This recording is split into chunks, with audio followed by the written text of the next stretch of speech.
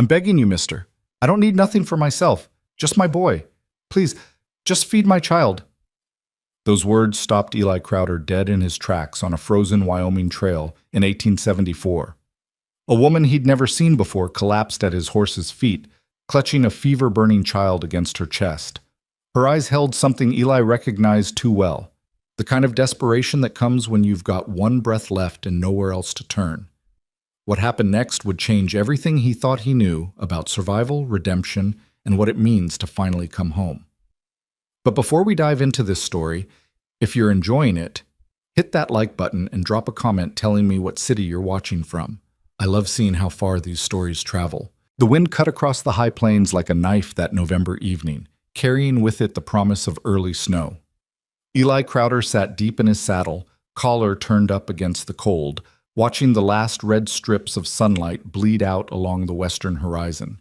His ranch lay another hour's ride ahead, a small, sturdy place he'd built with his own hands after the war, when building something felt like the only way to forget what he'd torn down.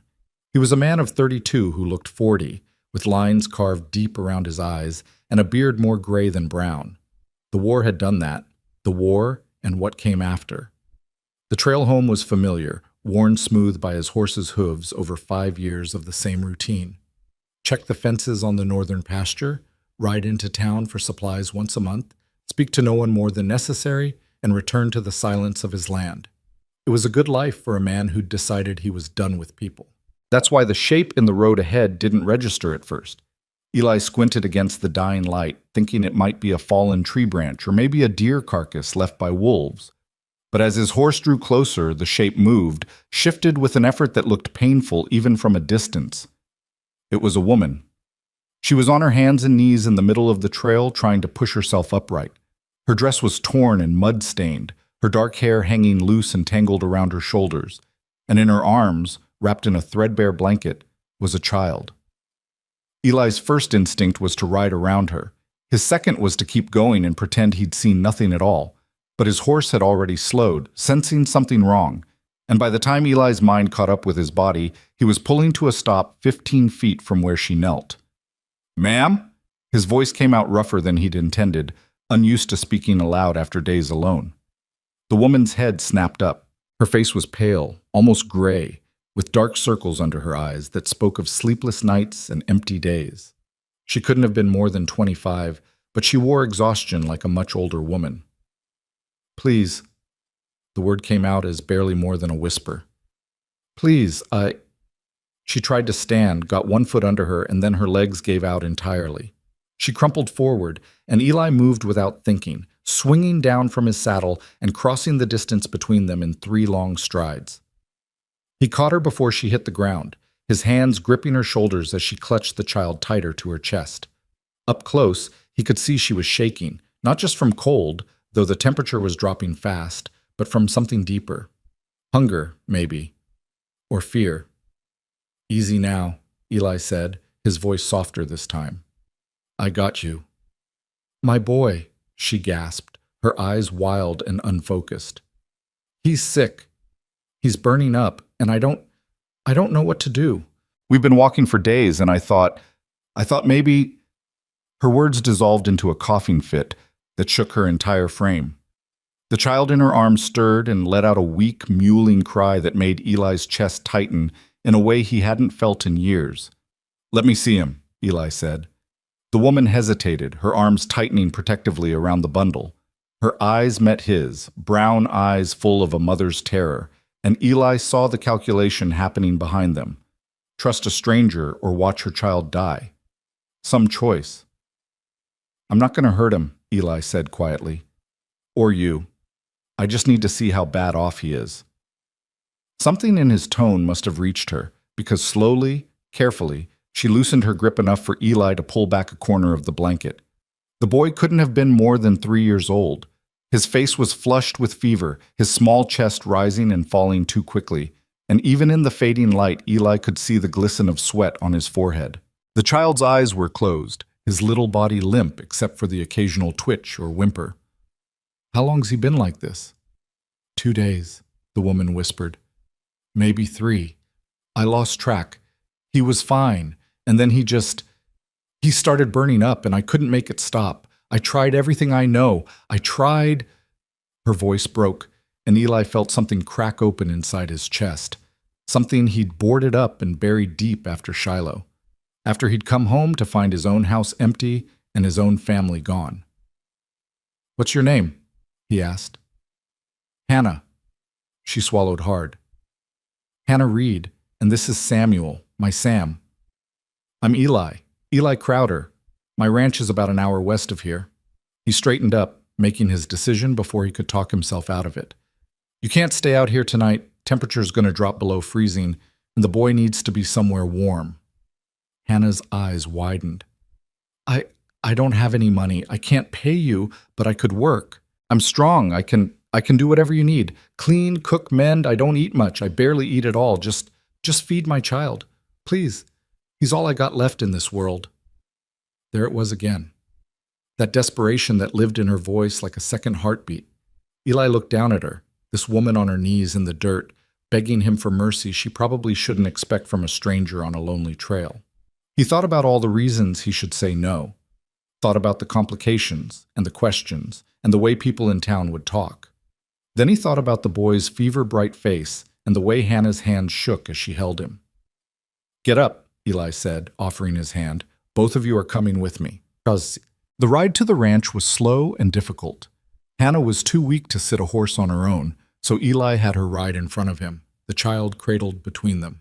She was light, too light, and he could feel every bone in her back through the thin fabric of her dress. When was the last time this woman had eaten a real meal? She didn't speak during the ride, and neither did Eli. What was there to say? He kept one arm around her waist to keep her steady, and she kept both arms locked around Samuel, whispering things Eli couldn't hear against the boy's fevered forehead. The ranch appeared in the darkness like a promise kept. It wasn't much. A small house, a barn, a corral for the horses, and a well that still ran clear even in dry summers. But it was solid and real, built by Eli's own hands from timber he'd cut and stones he'd hauled. He'd meant it to be a home once. Now it was just a place where he slept between long days of work that kept his mind too busy to remember. Eli dismounted first, then reached up to help Hannah down. Her legs buckled the moment her feet touched the ground, and he caught her again, steadying her with a hand on her elbow. "Barn's warmer than the house right now," he said. "I'll get you settled there for tonight." "The barn's fine," Hannah said quickly. "More than fine. We don't need... Come on." The barn smelled of hay and horses and leather, good, honest smells that Eli had always found more comforting than the emptiness of the house. He led Hannah to a clean corner where he'd stored fresh straw just that morning, and she sank down onto it with a grateful sound that was almost a sob. Samuel was still unconscious, his small body hot to the touch. Eli had seen enough sickness in the war to know this could go either way. The boy might pull through, or he might not. It all depended on what was causing the fever and whether his little body had enough fight left in it. "I'll bring blankets," Eli said, "and water. You need to get fluids in him however you can." Hannah nodded, not looking up from her son's face. Her hands were trembling as she brushed the dark hair back from his forehead. Eli turned to go, then stopped. "When's the last time you ate?" I'm not hungry." "That wasn't what I asked." She didn't answer, which was answer enough. Eli walked back to the house, moving through the dark rooms by memory. He lit a lamp, pulled blankets from the chest at the foot of his bed, and went to the kitchen to see what food he had. Not much. Some dried beef, beans, a half loaf of bread from town that was only a little stale. He put together a plate, filled a canteen with water from the pump, and carried it all back to the barn. Hannah hadn't moved. She was sitting exactly as he'd left her, staring down at Samuel with an expression that made Eli's throat tight. "Here," he set the plate and water beside her. "You need to eat." "I told you, I'm not. Your boy's sick, and you're not going to do him any good if you collapse." Eli's voice came out harder than he meant it to. "Eat. I'm not asking." For a moment he thought she might argue, but then she picked up the bread with shaking hands and took a small, careful bite. She chewed slowly, deliberately, like she was afraid her stomach might reject it. Eli watched her eat 3 bites of bread before she set it down and turned her attention back to Samuel. She dipped her fingers in the water and pressed them to the boy's lips, coaxing a few drops into his mouth. "That's good," Eli said. "Keep doing that. And try to get him to drink more when he wakes." "If he wakes."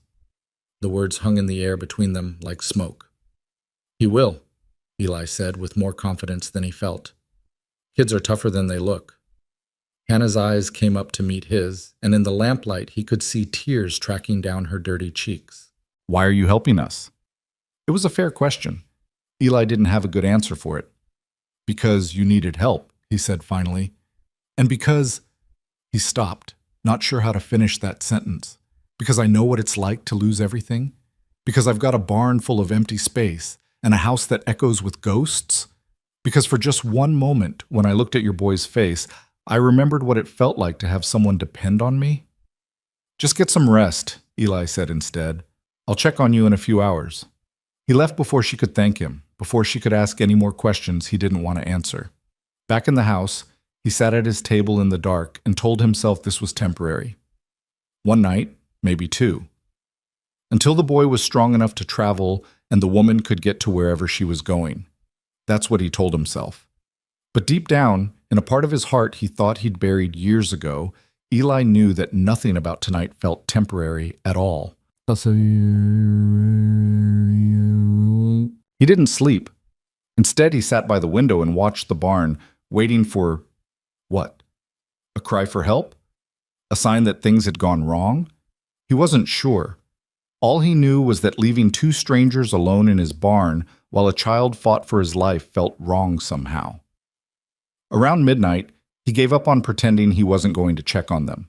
He pulled on his coat and crossed the yard, moving quietly so as not to wake them if they'd managed to sleep. The barn door creaked slightly as he pushed it open. Inside, the lamp still burned low, casting long shadows across the walls. Hannah was awake. Sitting with her back against a post, Samuel cradled in her arms. She was singing, so softly Eli almost couldn't hear it, some lullaby he didn't recognize. She looked up when she heard him, her eyes red from crying but no longer quite so wild with panic. "He drank some water," she whispered. "About an hour ago." He opened his eyes for just a second and took a few sips. Relief flooded through Eli's chest. "That's good. That's real good. I've been trying to keep him cool, but I don't know if I'm doing it right. I don't know anything anymore." Eli crossed the barn and knelt beside them, pressing the back of his hand to Samuel's forehead. The fever was still there, but it felt slightly less intense than before. Maybe. It was hard to tell. "You're doing fine," he said. "Just keep getting water in him when you can." Hannah nodded, but she looked exhausted, beyond exhausted, like she'd been running on nothing but fear and willpower for so long that her body had forgotten how to rest. "You should sleep," Eli said. "I can watch him for a while." No, I can't. What if he needs me?" "Then I'll wake you, but you're no good to him if you're too tired to stand." She looked like she wanted to argue, but her body was already betraying her. Her eyes kept drooping closed, then snapping open again, fighting sleep with everything she had left. "Just for an hour," Eli said quietly. "I'll stay right here, I promise." Something in his voice must have convinced her, because slowly, reluctantly, she shifted Samuel into Eli's arms. The boy was lighter than he should be, his small body burning with heat even through the blanket. Hannah lay down on the straw beside them, curling into herself. Within minutes, her breathing had deepened into sleep. Eli sat there in the lamplight, holding a stranger's sick child, and felt the weight of responsibility settle over him like an old, familiar coat. He'd felt this before. In the war, when he'd been responsible for the young soldiers in his unit. And before that, in another life that felt like it belonged to someone else entirely. He looked down at Samuel's face, at the way the boy's small hand had curled into a fist against his chest, and felt something shift inside him. Something that had been frozen for so long he'd forgotten it could thaw. "You're gonna be all right, kid," he whispered, not sure if he was trying to convince the boy or himself. "Your mama's not gonna let anything happen to you, and I guess, for tonight at least, neither am I." Samuel stirred slightly in his arms, his fever-bright face turning toward Eli's chest as if searching for comfort. Without thinking, Eli began to hum, low and quiet, an old tune his own mother had sung to him a lifetime ago. Outside, the wind picked up, rattling the barn doors and carrying with it the first flakes of snow.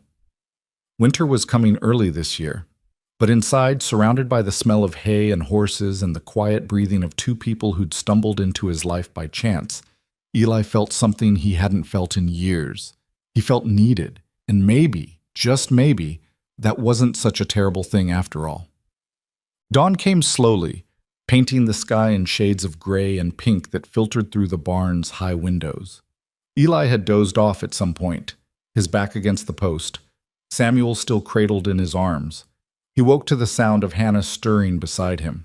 She sat up quickly, panic flashing across her face. "Sam, he's fine," Eli said quickly. "Fever broke about an hour before dawn. He's sleeping now, real sleep, not fever sleep." Hannah's eyes filled with tears again. But these were different. These were relief and gratitude and something else Eli couldn't quite name. She reached out with trembling hands, and Eli carefully transferred Samuel back to her arms. The boy looked better. His color was closer to normal, and his breathing had evened out. He was still thin and weak, but the immediate crisis seemed to have passed. "Thank you," Hannah whispered, pressing her lips to her son's forehead. "Thank you, thank you." "Don't thank me yet," Eli said, getting stiffly to his feet. His back protested, the night spent on the barn floor. "He's still weak. Needs food and rest. And you." He looked at Hannah, taking in her hollow cheeks and the way her dress hung on her frame. "You need the same." "We'll be out of your way soon as he can travel," Hannah said quickly. "I don't want to be any trouble." "Where are you headed?" The question seemed to catch her off guard. She looked away, her arms tightening around Samuel. "West. I thought, there's supposed to be work in the mining towns. Cooking, laundry. I'm good with my hands." "Those mining camps are no place for a woman alone," Eli said flatly, "especially not with a child." "I don't have anywhere else to go." The words came out flat and final, and Eli heard the whole story in them. Whatever Hannah was running from, whatever had put her on that trail alone with a sick child, she'd reached the end of every other option. "All right," he said after a moment, "here's what's going to happen. You and the boy are going to stay here until he's strong enough to travel proper. Could be a few days, could be a week. You can have the barn. I'll make it more comfortable. And I'll bring you food. You don't work for it. You don't owe me for it. You just rest and take care of your son." Hannah stared at him like he'd spoken a foreign language. Why would you do that?" Eli thought about all the reasons he probably shouldn't. Thought about his carefully constructed solitude and the life he'd built around keeping people at arm's length. Thought about how much easier it would be to point her toward town, maybe give her a few dollars and send her on her way. But when he opened his mouth, what came out was, "Because you need help, and because I've got space going to waste anyway." It wasn't the whole truth, wasn't even close, but it was all Eli was prepared to admit out loud. Hannah's eyes searched his face, looking for the catch, the hidden price, the ulterior motive. Whatever she saw there must have satisfied her because she nodded slowly. "Just until Sam's strong," she said. "Then we'll go. I promise we won't be any trouble." Eli almost laughed at that. These two had been trouble from the moment he'd spotted them on the trail, but it was the kind of trouble that reminded him what it felt like to be human again, and maybe, just maybe, that was worth something. "Get some more sleep," he said, heading for the door. "I'll bring breakfast in an hour." As he crossed the yard back to the house, snowflakes were starting to fall in earnest, covering the ground in a thin white blanket. The first snow of the season. Eli tilted his face up to the sky and let the cold flakes melt against his skin. Behind him, in the barn, a woman who'd been prepared to beg for her child's life was finally resting, and a boy who'd been burning with fever was breathing easy again. It was just one night, just one act of basic human decency. But as Eli stood there in the falling snow, feeling the weight of another person's trust settling on his shoulders, he couldn't shake the feeling that something had changed. Some door he'd thought was permanently closed had cracked open again, letting in a sliver of light he'd learned to live without. He told himself it didn't mean anything, told himself that in a week or two they'd be gone and his life would return to normal. But deep down, in a place he didn't want to examine too closely, Eli suspected nothing would ever be quite the same again. And standing there in the snow, watching smoke rise from his chimney and listening to the quiet sounds of morning on his land, he found he didn't entirely mind. But Inside the house, Eli stood at his stove, frying eggs and bacon with more care than he usually bothered with. He cut bread into thick slices and set coffee to boil, trying to remember the last time he'd cooked for anyone but himself. The answer came unbidden, 5 years ago, before he'd left for the war. His wife, Sarah, had been pregnant with their first child. He'd made her breakfast every morning, watching her eat with the kind of focused attention that came from knowing he might not get many more chances. He'd been right about that, though not in the way he'd feared. Eli shook his head, pushing the memories away. This wasn't about Sarah or the child he'd never met. This was about a woman who needed help and a boy who deserved to live. That was all. That was enough. He loaded everything onto a tray, more food than Hannah and Samuel could possibly eat, but he figured she needed to build her strength back up. Then he pulled on his coat again and headed back out into the snow. The barn felt warmer this time, or maybe that was just knowing that the people inside were safe and resting. Hannah was awake, sitting with her back against the post, watching Samuel sleep. She looked up when Eli entered, something wary still in her eyes, but also something softer. Gratitude, maybe. Or just bone-deep exhaustion finally beginning to ease. "Brought breakfast," Eli said, setting the tray down beside her. "It's not fancy, but it's hot." Hannah stared at the food like she couldn't quite believe it was real. Her hand reached out, then hesitated, pulling back. "It's all right," Eli said quietly. "Go ahead." She picked up the fork with trembling fingers and took a bite of eggs. Her eyes closed, and a sound escaped her throat that might have been a sob or a sigh of relief. She ate slowly, carefully, like her body wasn't quite sure what to do with real food after going without for so long. Eli busied himself with checking Samuel while she ate, giving her privacy to be hungry without being watched. The boy was definitely improving. His color was better, and when Eli touched his forehead, the fever was barely there, just a lingering warmth that would probably fade completely by evening. "He looks better," Hannah said between bites. "He looks—" Her voice caught. "He looks like my Sam again." "He's a fighter," Eli said. "Takes after his mama, I'd guess." A ghost of a smile crossed Hannah's face, there and gone so quickly Eli almost missed it. His father always said Sam was stubborn as a mule. Wouldn't take no for an answer about anything. It was the first time she'd mentioned Samuel's father. Eli waited to see if she'd say more, but she just kept eating, her eyes fixed on her son. "Where's his father now?" Eli asked, keeping his voice casual. The fork paused halfway to Hannah's mouth. Her face went carefully blank, the kind of blank that meant the answer was complicated and painful and none of Eli's business. "Gone," she said finally. "That's all that matters." Fair enough. Everyone had their secrets. Eli certainly had his. "Listen," he said, straightening up, "I meant what I said earlier. You and the boy can stay here until he's strong enough to travel proper, but the barn's going to be cold once winter really sets in. I've been thinking, the house has a spare room, nothing fancy, but it's got a real bed and a stove. Might be better for the boy." Hannah's eyes widened. "I couldn't. That's too much. We're fine here, really. We've slept in worse places." "I'm sure you have. But you don't have to anymore, not while you're here."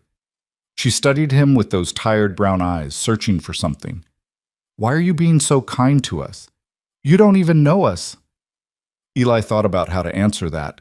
The truth was complicated, wrapped up in guilt and grief, and the memory of coming home to an empty house and promises he'd been too late to keep.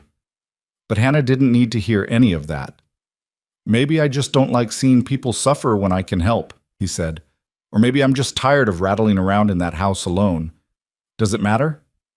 "I suppose not," Hannah said softly. "But we won't forget this. When we leave, I'll find a way to pay you back somehow. Don't worry about that. Just focus on getting your boy healthy." Samuel stirred then, his small body shifting in Hannah's arms. His eyes fluttered open, real consciousness this time, not fever dreams. He looked up at his mother's face, confused and disoriented. "Mama?" His voice was barely a whisper, rough and small. "I'm here, baby," Hannah said, her whole face transforming with relief and love. "Mama's right here. I don't feel good. I know, sweetheart. But you're getting better. You just need to rest." Samuel's eyes drifted around the barn, taking in the unfamiliar surroundings with a child's vague concern. Then his gaze landed on Eli, and he shrank back against his mother. "Who's that?" "That's Mr. Crowder," Hannah said gently. "He's helping us.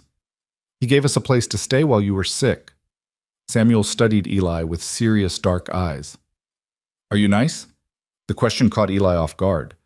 When was the last time anyone had asked him that? When was the last time it had mattered? "I try to be," Eli said, crouching down so he was at the boy's eye level.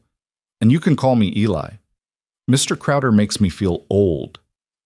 "My papa wasn't nice," Samuel said with the blunt honesty of a young child. "He was mean. He made Mama cry." "Sam," Hannah said sharply, her face flushing, "that's enough." But the boy wasn't finished. "Are you going to make Mama cry?"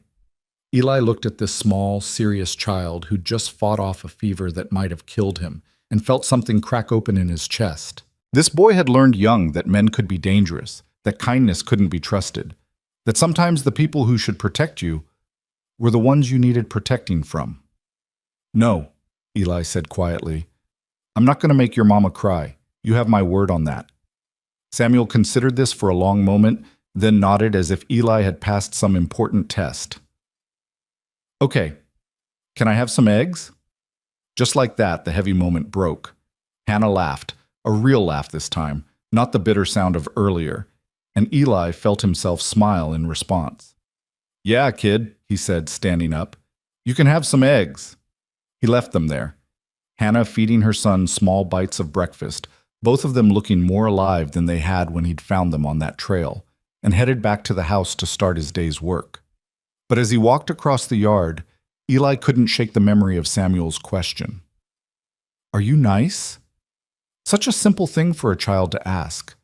Such a complicated thing for Eli to answer. He'd spent 5 years convincing himself that he was better off alone, that connecting with people only led to loss and pain. He'd built walls around his heart and told himself they were necessary for survival. But maybe, just maybe, survival wasn't the same thing as living. Maybe there was something to be said for letting people in, even when it scared him, even when it meant risking the kind of hurt he'd sworn he'd never feel again. Eli looked back at the barn, at the thin line of smoke rising from the small stove he'd lit inside, and felt the weight of possibility settling over him. One night had turned into a day. A day might turn into a week. And a week? Well, Eli tried not to think about what a week might turn into. For now, he had work to do. Fences to check, animals to tend, a life to maintain. But for the first time in 5 years, that life didn't feel quite so empty. And that, Eli thought as he headed toward the barn to start his morning chores, was something worth holding on to, even if he didn't quite know what to do with it yet. 3 days passed before Eli finally convinced Hannah to move into the house. She'd resisted at first, insisting the barn was perfectly adequate, that she didn't want to intrude any more than she already had. But when the temperature dropped well below freezing on the third night and Samuel started coughing again, Eli didn't give her a choice. He simply showed up at the barn with blankets, scooped the boy into his arms, and started walking toward the house. Hannah had followed without another word of protest. The spare room was small, barely large enough for the narrow bed and washstand Eli had moved in from storage, but it was warm and dry and infinitely better than sleeping on straw. Hannah stood in the doorway that first night, staring at the room like she couldn't quite believe it was real, her arms wrapped tight around herself. "The door locks from the inside," Eli said quietly, showing her the simple latch. "You don't have to use it, but it's there if it makes you feel safer." Something flickered across Hannah's face, relief mixed with a sadness that suggested she'd learned the hard way why locked doors mattered. She nodded once, not meeting his eyes. "Thank you," she whispered. Eli left them to settle in, closing the door to his own room at the far end of the short hallway. He lay awake for a long time that night, listening to the unfamiliar sounds of other people in his house, the creak of floorboards as Hannah moved around, the soft murmur of her voice as she sang Samuel to sleep, the quiet that followed, different somehow from the silence he'd grown accustomed to. It should have felt like an intrusion. Instead, it felt like something long dead was slowly coming back to life. By the fourth morning, a routine had begun to establish itself without anyone planning it. Eli rose before dawn, as always, started coffee on the stove, and was halfway through frying eggs when Hannah appeared in the kitchen doorway. She looked better than she had on the trail. Her face had some color now, and her eyes didn't hold quite the same desperate edge. But she still moved with the careful wariness of someone who'd learned not to trust good fortune. "You don't have to cook for us," she said, hovering at the threshold like she wasn't sure she was allowed to enter. "I'm cooking for myself anyway," Eli replied without turning around. "Might as well make extra." "Then let me help." "You should rest. I've been resting for 3 days." Hannah's voice took on a stubborn quality that Eli was beginning to recognize. "I need to do something useful, or I'll go out of my mind." Eli glanced over his shoulder at her. She was wearing the same dress she'd arrived in, now clean but still worn thin in places, patched and repatched so many times the original fabric was hard to distinguish. Her dark hair was pulled back in a simple braid, and her hands were clasped together in front of her like she was physically restraining herself from reaching for the pan. He understood that need. After the war, after Sarah, he'd nearly worked himself to death just to avoid sitting still with his own thoughts. "All right," he said, stepping aside, "but I'm not going to have you passing out at my stove. You eat first, then you can help with lunch." A ghost of a smile crossed Hannah's face, the second time Eli had seen her come close to that expression. Deal. They fell into a pattern after that. Hannah would emerge from the spare room in the morning to find Eli already making breakfast, and they'd eat together in a silence that grew gradually less awkward with each passing day. Then Eli would head out to handle the ranch work, checking fences, tending the horses, chopping wood for the stoves, while Hannah stayed inside with Samuel. But Hannah couldn't seem to stay idle. Eli would come in for lunch and find that she'd swept the floors. The next day, the dishes were washed and stacked with military precision. By the end of the first week, she'd scrubbed the kitchen table until the old wood gleamed, mended a tear in his coat he'd been meaning to fix for months, and reorganized his pantry in a way that actually made sense. "You don't have to do all this," Eli said one afternoon, finding her on her knees scrubbing the floor despite the fact that he'd explicitly told her to rest. Hannah sat back on her heels, pushing a strand of hair from her face with the back of her hand. "I need to earn my keep. I told you, you don't owe me. I know what you told me." Her voice was gentle but firm. "But I can't just sit here accepting charity while you work yourself half to death keeping this place running. It's not in me to do nothing." Eli recognized the stubborn set of her jaw. It was the same expression Samuel got when he decided he was going to do something regardless of what anyone said. "You've got a child to take care of. That's not nothing." "Sam sleeps half the day while he's recovering. I've got time." "Then use it to rest. Build your own strength back up." Hannah's eyes met his, and Eli saw something flicker there, a mix of pride and shame and something else he couldn't quite name. "I've been resting my whole life, waiting for things to get better, for someone to rescue me. I'm done waiting. If I'm going to be here, I'm going to make myself useful." The words hung between them, heavy with meaning Eli suspected went far deeper than a clean floor. He thought about arguing, about insisting again that she didn't owe him anything. But he also understood the bone-deep need to feel like you were contributing something, anything, to justify taking up space in the world. "Fine," he said finally, "but you work at your own pace. And if I catch you pushing yourself too hard, we're going to have words." That ghost of a smile appeared again, staying a little longer this time. "Yes, sir." "And stop calling me sir. Makes me feel like I'm back in the army." "Yes, Eli." He left her to her scrubbing, shaking his head but unable to suppress a smile of his own. Stubborn woman. She reminded him of Sarah in that way. That same quiet determination that meant she'd run herself into the ground before admitting she needed help. The thought of his wife should have hurt. Usually did, like pressing on a bruise that never quite healed. But this time it just felt distant, like a memory that belonged to someone else. Samuel was getting stronger every day. By the end of the first week, he was up and walking around, though he tired easily and still napped for hours each afternoon. He was a quiet child, too quiet, Eli thought, for a boy his age. But when he did speak, it was usually to ask questions. "Why don't you got a wife?" Samuel asked one morning, appearing at Eli's elbow while he was repairing a saddle in the barn. Eli's hands stilled on the leather. "Used to have one. She died while I was away at war." "Oh." Samuel considered this with a seriousness that seemed far too old for a 3-year-old. That's sad. Yeah, it is. Did you cry? The blunt question should have felt intrusive, but there was no malice in it, just genuine curiosity from a child who was still figuring out how the world worked. Yeah, Eli said quietly. I cried. Samuel nodded as if this made perfect sense. He watched Eli work for a few more minutes, then asked, Do you got any kids? This question hit harder. Eli's hands tightened on the saddle, and he had to force himself to keep breathing normally. No, I don't. How come? Because my wife was pregnant when I left for the war, and she died in childbirth before I made it home. Because I came back to an empty house and 2 graves in the churchyard. And sometimes I still wake up thinking I hear a baby crying.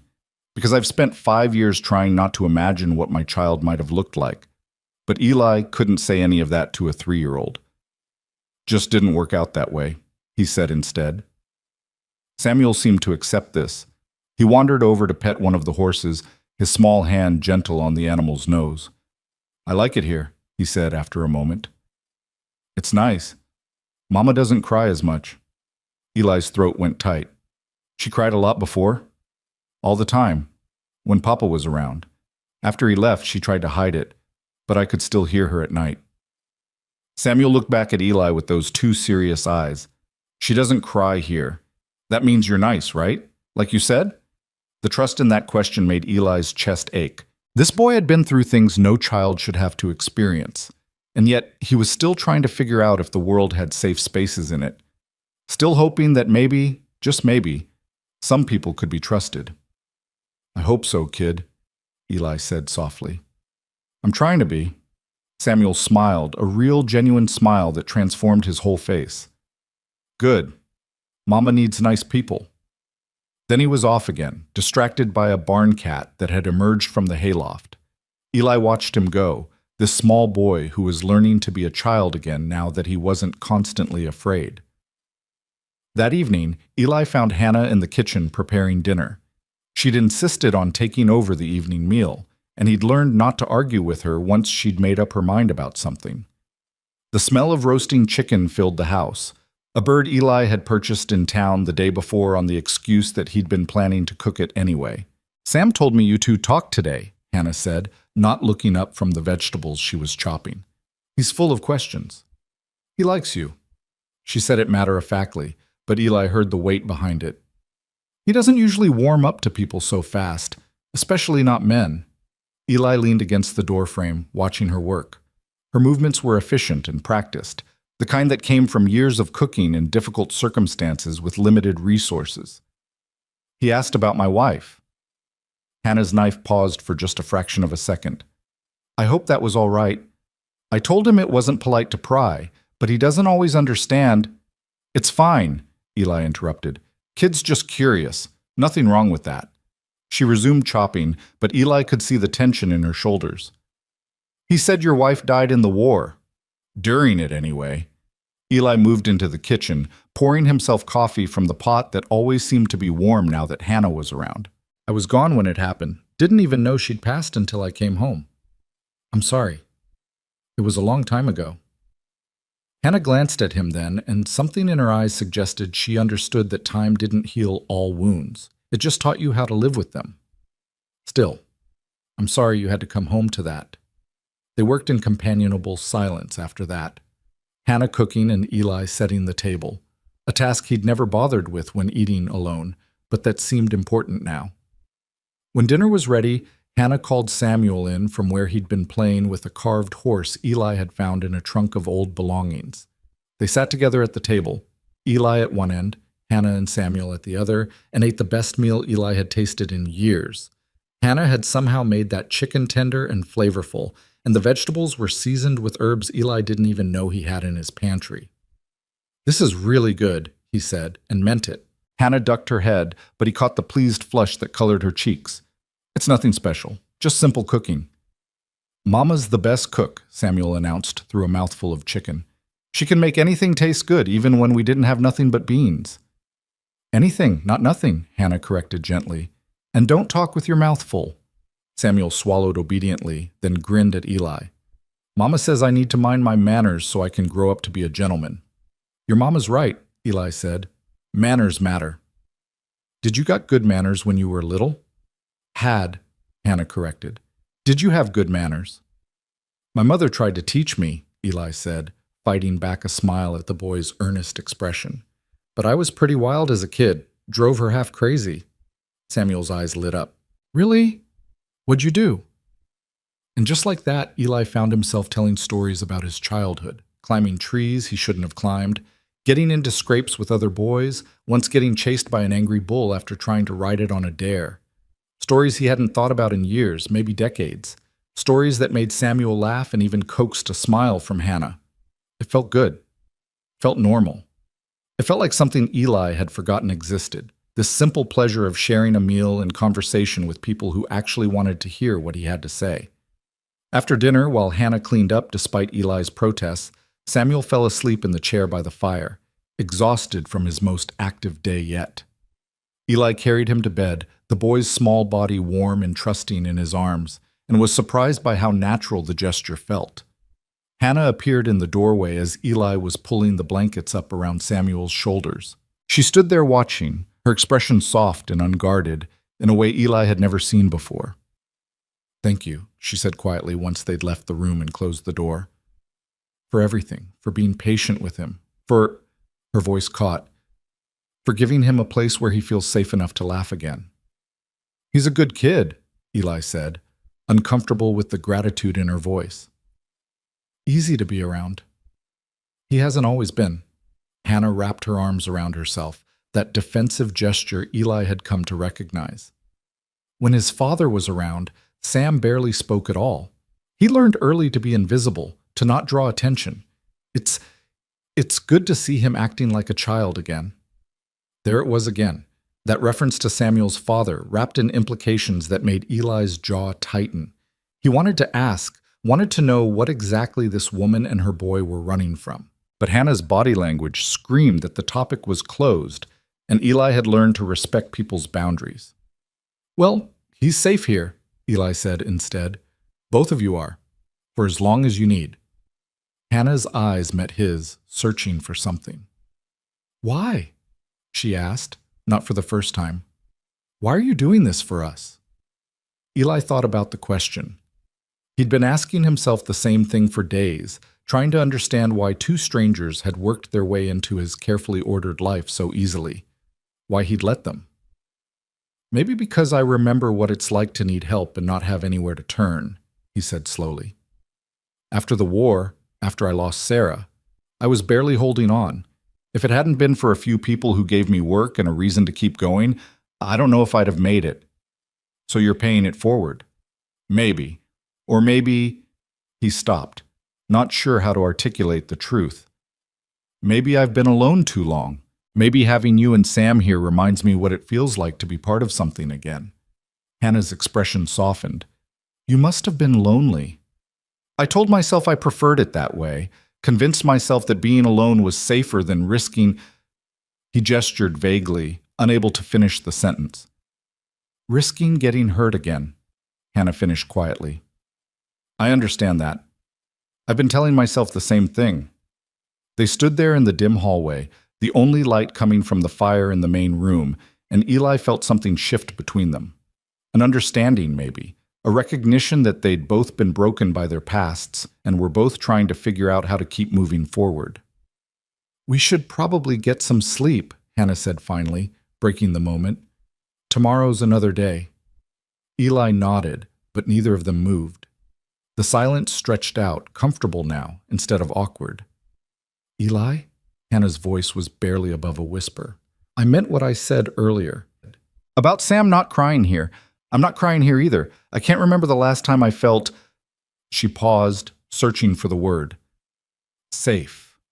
Really, truly safe. So thank you for that. Before Eli could respond, she'd slipped past him into her room, closing the door softly behind her. He stood there for a long moment, staring at that closed door, feeling the weight of her words settle over him like a blanket. Safe. Such a simple thing, such a necessary thing. And somehow, without meaning to, he'd given that to her. The realization made something warm unfold in his chest, something that felt dangerously close to purpose. The next morning dawned cold and clear.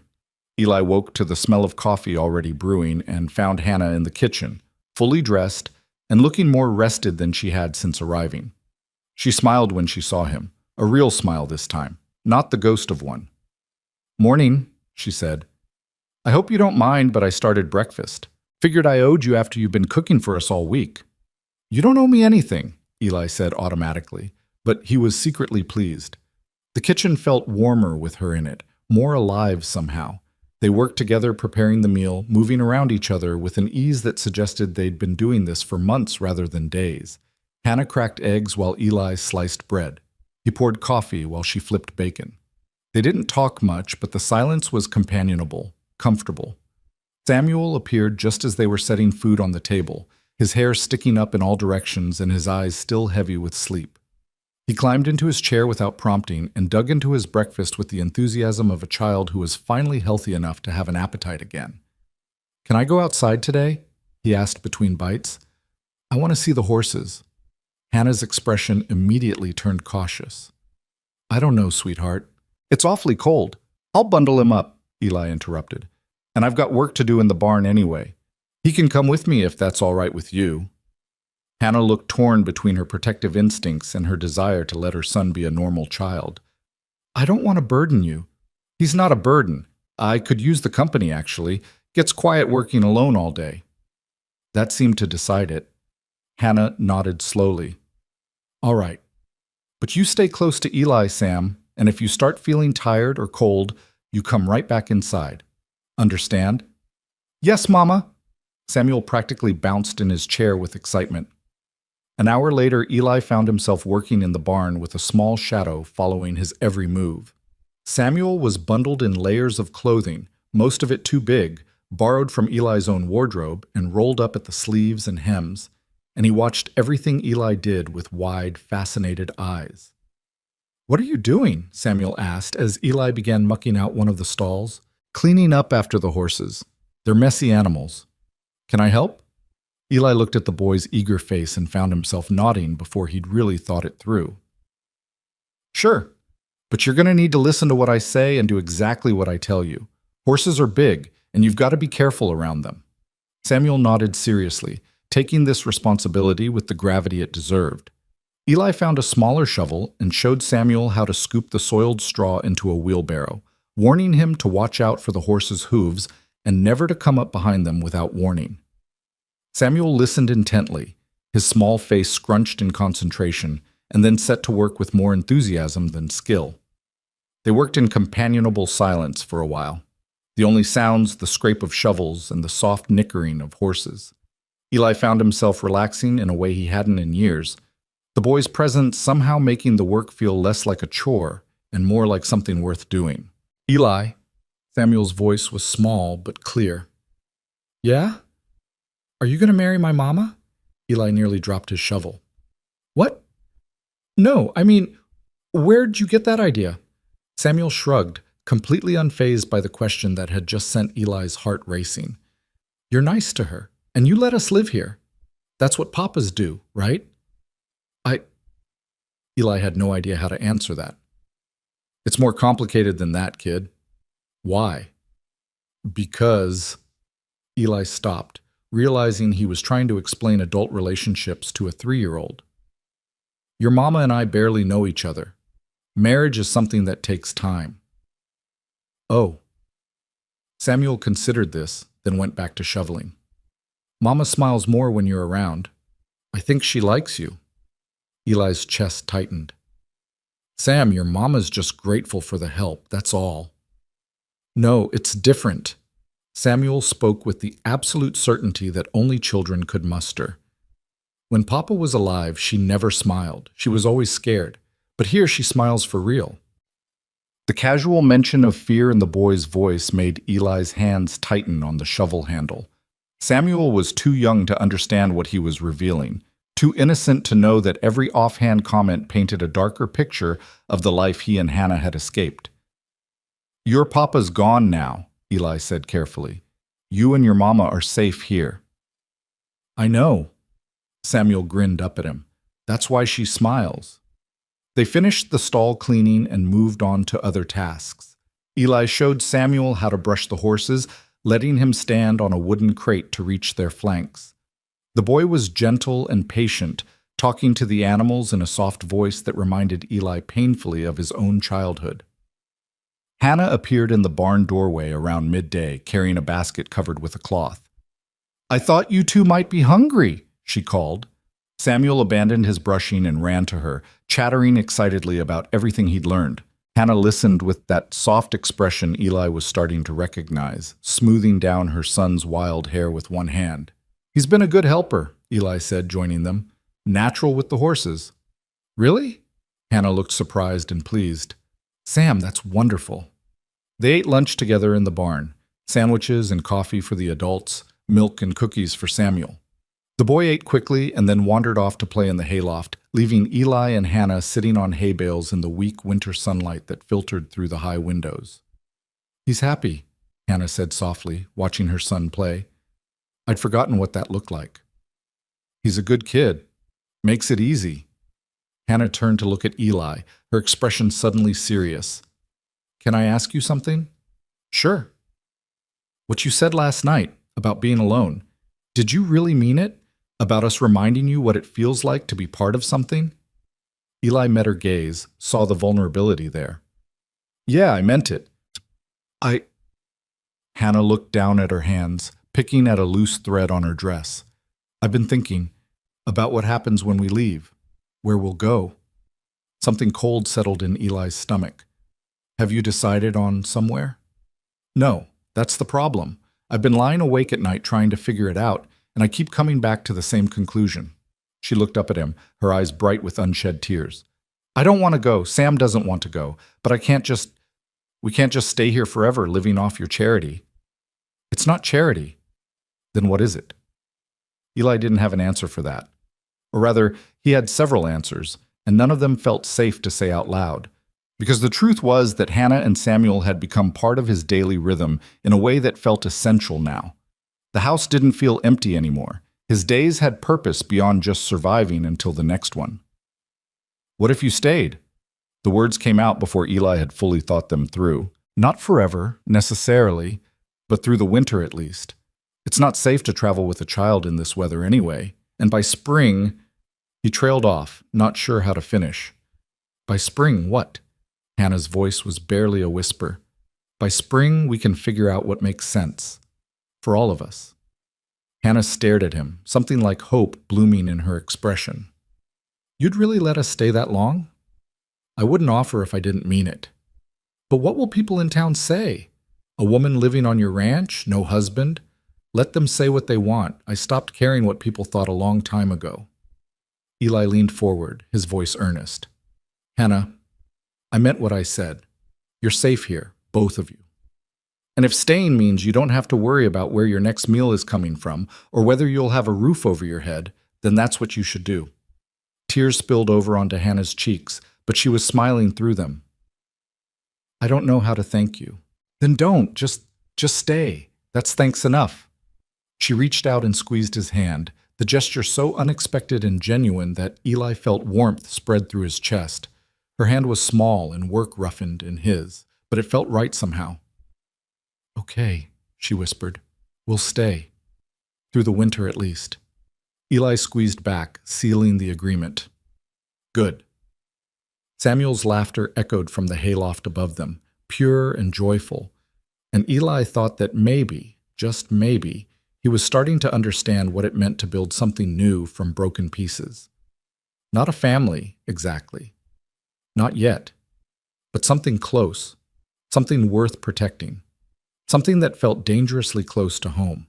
Winter settled over the high plains with a vengeance, bringing snow that piled in drifts against the barn and temperatures that made even Eli think twice before heading outside. But inside the ranch house, something warmer was taking root. 6 weeks had passed since that conversation in the barn, and the arrangement had evolved into something that felt less temporary with each passing day. Hannah had taken over most of the cooking and cleaning, not because Eli asked, but because she insisted on contributing.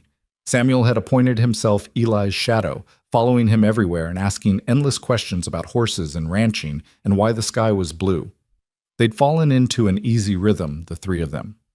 Mornings began with breakfast together, then Eli and Samuel would head out to handle chores while Hannah managed the house. Evenings were spent around the fire, Samuel playing with the wooden toys Eli had started carving for him, Hannah mending clothes or reading from the few books Eli owned, and Eli himself finally relaxing instead of just existing. It felt like something Eli had stopped believing he could have. It felt like a life. The letter arrived on a Tuesday in late January, delivered by the mail carrier who only made it out to the ranch once a month when the roads were passable. Eli took it without thinking much about it, probably something from town about taxes or supplies, and set it on the kitchen table while he stomped snow off his boots. Hannah was at the stove, stirring something that smelled like heaven. She glanced at the envelope and froze, her wooden spoon suspended in midair. All the color drained from her face. "Hannah?" Eli crossed to her side in 2 strides. "What is it?" She was staring at the letter like it was a snake coiled to strike. Her hand trembled as she reached for it, then pulled back. That's my handwriting, on the address." Eli looked closer. The envelope was addressed to him, but the script was different from the Postal Service's usual block letters, feminine and careful, with a slight slant to the right. "I don't understand," he said. Hannah set down the spoon with a clatter and wrapped her arms around herself. "Before I left, I wrote to someone, asking for help, asking if they knew anywhere safe I could go." Her voice was barely above a whisper. "I gave them this address. I thought maybe they could send word if it was safe to come back, or where else I might go." Eli's stomach went cold. "Who did you write to?" "My cousin, Rebecca. She's the only family I have left who—" Hannah's breath hitched. "Who might actually help instead of telling me to go back and make things work?"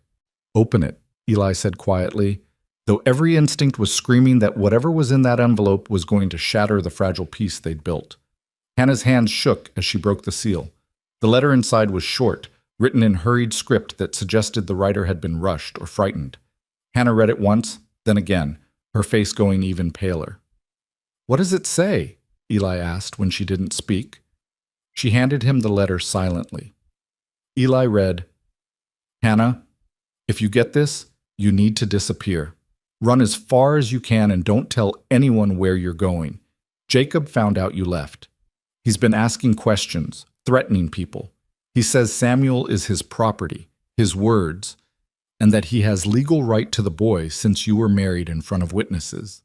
He's got some lawyer helping him, someone who doesn't care about the truth. They've been to the sheriff, they've been to the judge. Jacob's telling everyone you kidnapped his son and that you're mentally unwell. Some people believe him. Please, Hannah, be careful. He's dangerous when he doesn't get what he wants. You know that better than anyone. Don't contact me again. I'm sorry, but I can't risk my own family. I hope you find safety. Rebecca."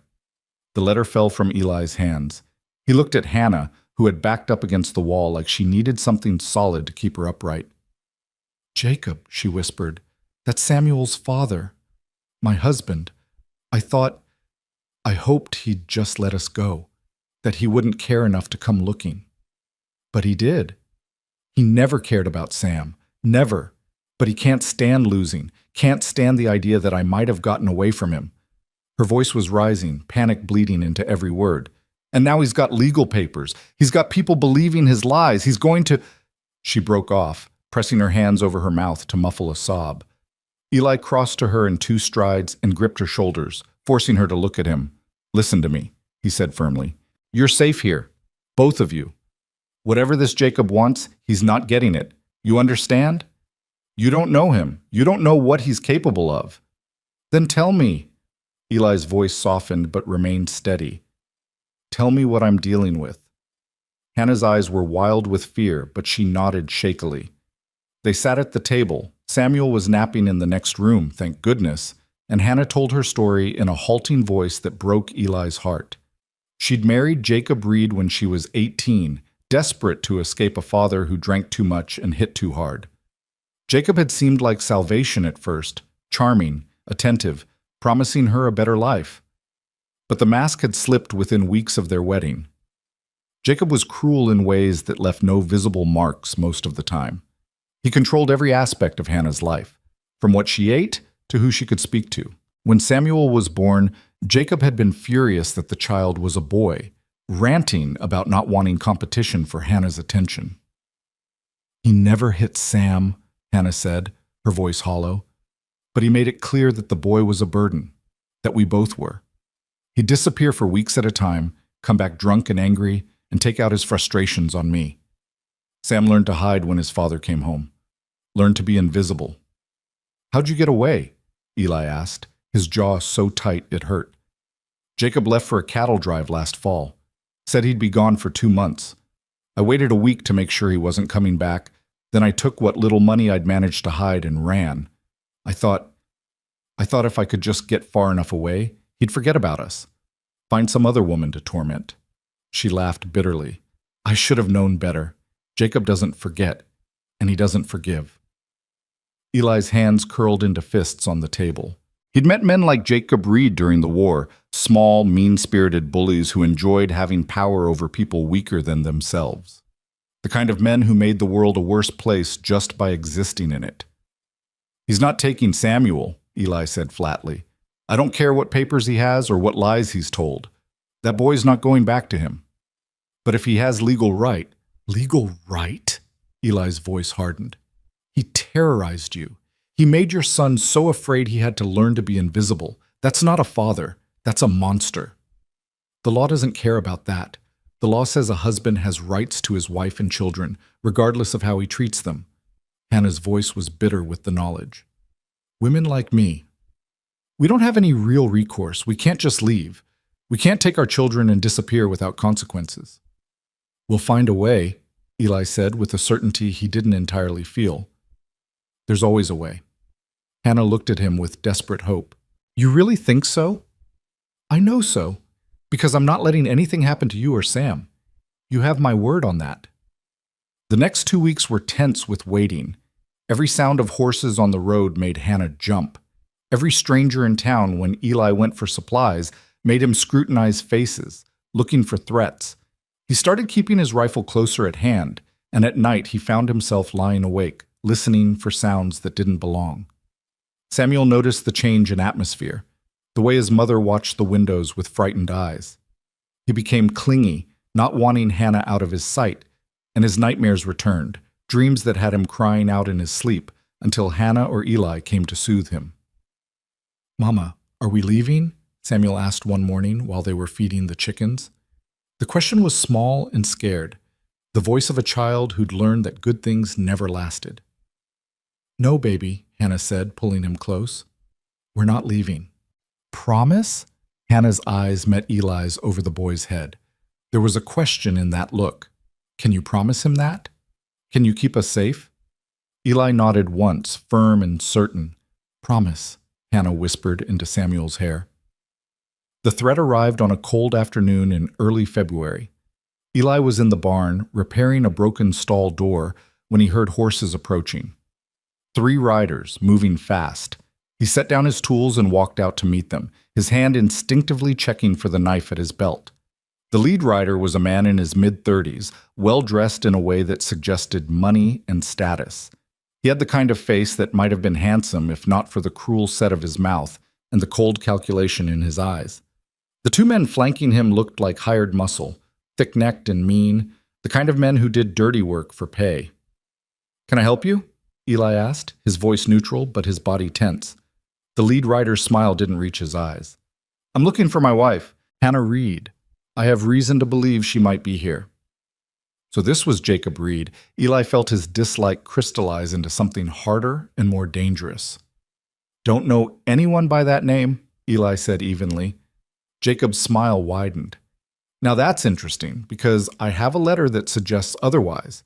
A letter my wife wrote to her cousin, giving this address as a place she might seek refuge." He pulled a piece of paper from his coat, not the original letter, Eli noted, but a copy. "So let's try this again. Is my wife here?" "Like I said, I don't know anyone named Hannah Reed." One of the hired men shifted in his saddle, hand moving toward the gun at his hip.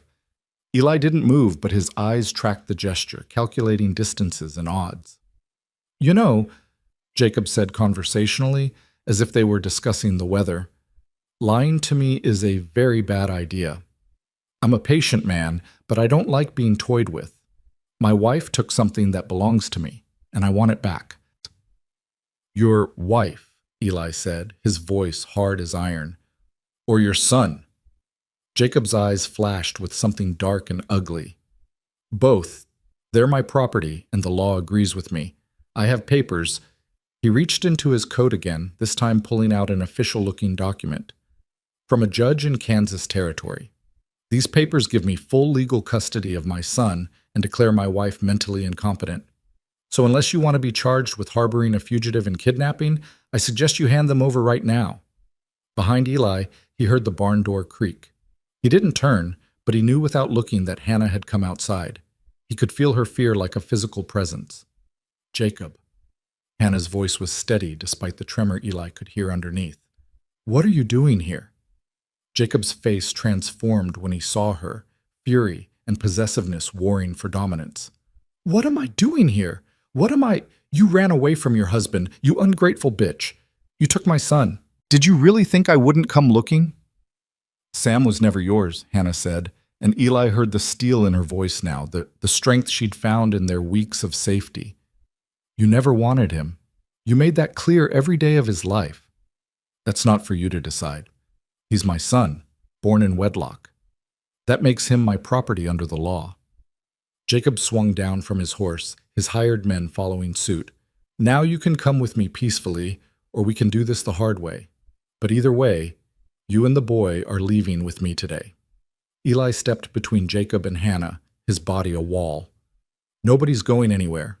Jacob's eyes narrowed. "And who exactly are you?" "The owner of this ranch, which means you're on my property without permission. I'm going to have to ask you to leave." "Not without my wife and son." "Then I guess you're not leaving." The tension ratcheted up, deadly as a cocked gun. Jacob's hand moved toward his hip, and Eli's hand tightened on his knife. The two hired men fanned out, trying to flank them, and Eli calculated whether he could take all three before someone got hurt. "You don't want to do this," Eli said quietly, his voice carrying a weight that came from years of command during the war. "Whatever you think your rights are, I'm telling you now, you're not taking that woman or her boy. Not today. Not ever. You're harboring my property. She's a human being, not property. And that boy in there is 3 years old. You really want to traumatize him by dragging him away from the only safety he's ever known?" Eli took a step forward, his voice dropping even lower. "You really want to see what happens when you try?" Jacob's face went red with rage. "You threatening me?" "I'm stating facts. You ride onto my land making demands, you're going to find yourself in a world of trouble. I have legal documents. I don't care if you have a letter from the president himself. That woman and her child are under my protection now. You want to challenge that? You go ahead and try." For a long moment, the two men stared at each other, the air crackling with violence waiting to happen. Eli could see Jacob calculating, weighing his options, trying to decide if pushing this was worth the risk. Finally, Jacob smiled, a cold, cruel expression that promised this wasn't over. "Fine. We'll do this the legal way. I'll be back with the sheriff and proper authorization. And when I come back, you're going to wish you'd just handed them over peacefully." He swung back onto his horse, his men following suit. But before he rode off, Jacob looked past Eli to where Hannah stood trembling. "This isn't over, Hannah. You're my wife. Samuel is my son. And I always get what's mine. Always." His eyes flicked to Eli. "And you're going to regret sticking your nose in family business. That's a promise." They rode off at a gallop, leaving behind a cloud of dust and a silence heavy with threat. Eli stood watching until they disappeared over the horizon, then turned to find Hannah collapsed against the barn wall, shaking so hard she could barely stand. He was beside her in an instant, his hand steadying her shoulders. "Hey, look at me. Hannah, look at me." She raised her eyes to his, and the terror there nearly broke him. "He's going to take Sam," she whispered. "He's going to take my baby, and there's nothing I can do to stop him." "The hell there isn't." Eli's voice was fierce. "We're not giving up. We're not running. We're going to fight this the right way." "How?" You heard him. He has legal documents, papers from a judge. What can we possibly do against that? Eli's mind was already racing, putting together a plan. We go to the authorities first. We tell them the truth about what Jacob did to you. We get our own legal representation. We make sure the real story gets heard before Jacob can poison the well with his lies. And if that doesn't work, Eli's jaw tightened, then we'll figure out something else. But Hannah, I meant what I said. Nobody's taking Samuel, not while I'm breathing. Hannah searched his face, looking for false promises or empty platitudes. Whatever she saw there made something in her expression shift, fear still present but no longer overwhelming. Why? She asked, for what felt like the 100th time. Why are you doing this for us? Why risk so much? Eli thought about all the easy answers he could give. Because it was the right thing to do. Because no child should be forced back into a dangerous home. Because he couldn't stand by and watch innocent people get hurt. But those weren't the whole truth. The whole truth was more complicated and more terrifying.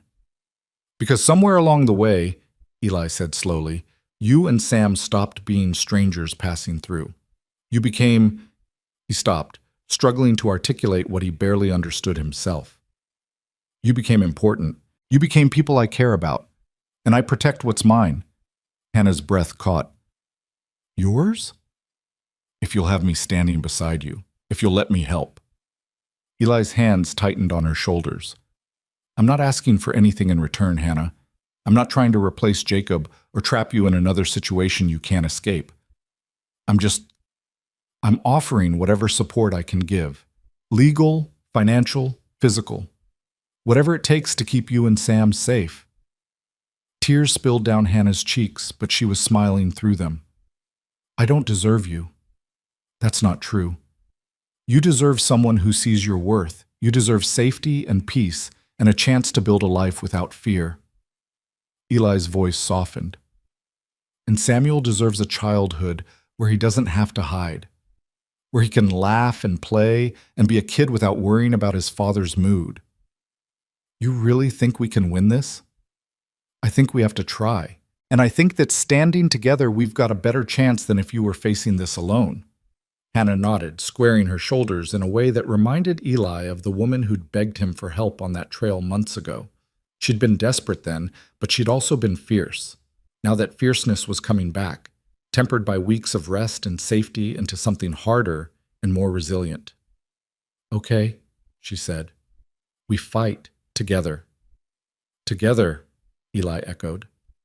They stood there for a moment longer, drawing strength from each other, before heading inside to explain to Samuel why those bad men had come and what they were going to do about it. The boy listened with solemn eyes, his small hand gripping his mother's tightly. When Eli finished explaining, Samuel looked up at him with absolute trust. You won't let them take me, right? You won't let Papa hurt Mama anymore? Eli crouched down so he was at the boy's eye level. No, Sam, I won't. That's a promise. Samuel threw his arms around Eli's neck, hugging him with the fierce desperation of a child who'd found an anchor in a storm. Over the boy's shoulder, Eli met Hannah's eyes and saw his own determination reflected back at him. They would fight this. They would win. Because failure wasn't an option when it meant losing the family he'd somehow, against all odds, been given a second chance to have. That night, after Samuel had finally fallen asleep, after being checked on 3 times because he was afraid the bad men would come back, Eli and Hannah sat at the kitchen table making plans. They would ride into town first thing in the morning. They would find a lawyer, explain the situation, get ahead of whatever lies Jacob was spreading. They would gather testimony from people who'd seen Hannah's condition when she arrived. They would build a case. What if it's not enough? Hannah asked quietly, her hands wrapped around a cup of coffee that had long since gone cold. Then we'll figure out something else, Eli said. But even as he spoke, a cold weight settled in his gut. Because the truth was, the law often favored men like Jacob Reed, men with money and connections and the ability to make people believe their version of events.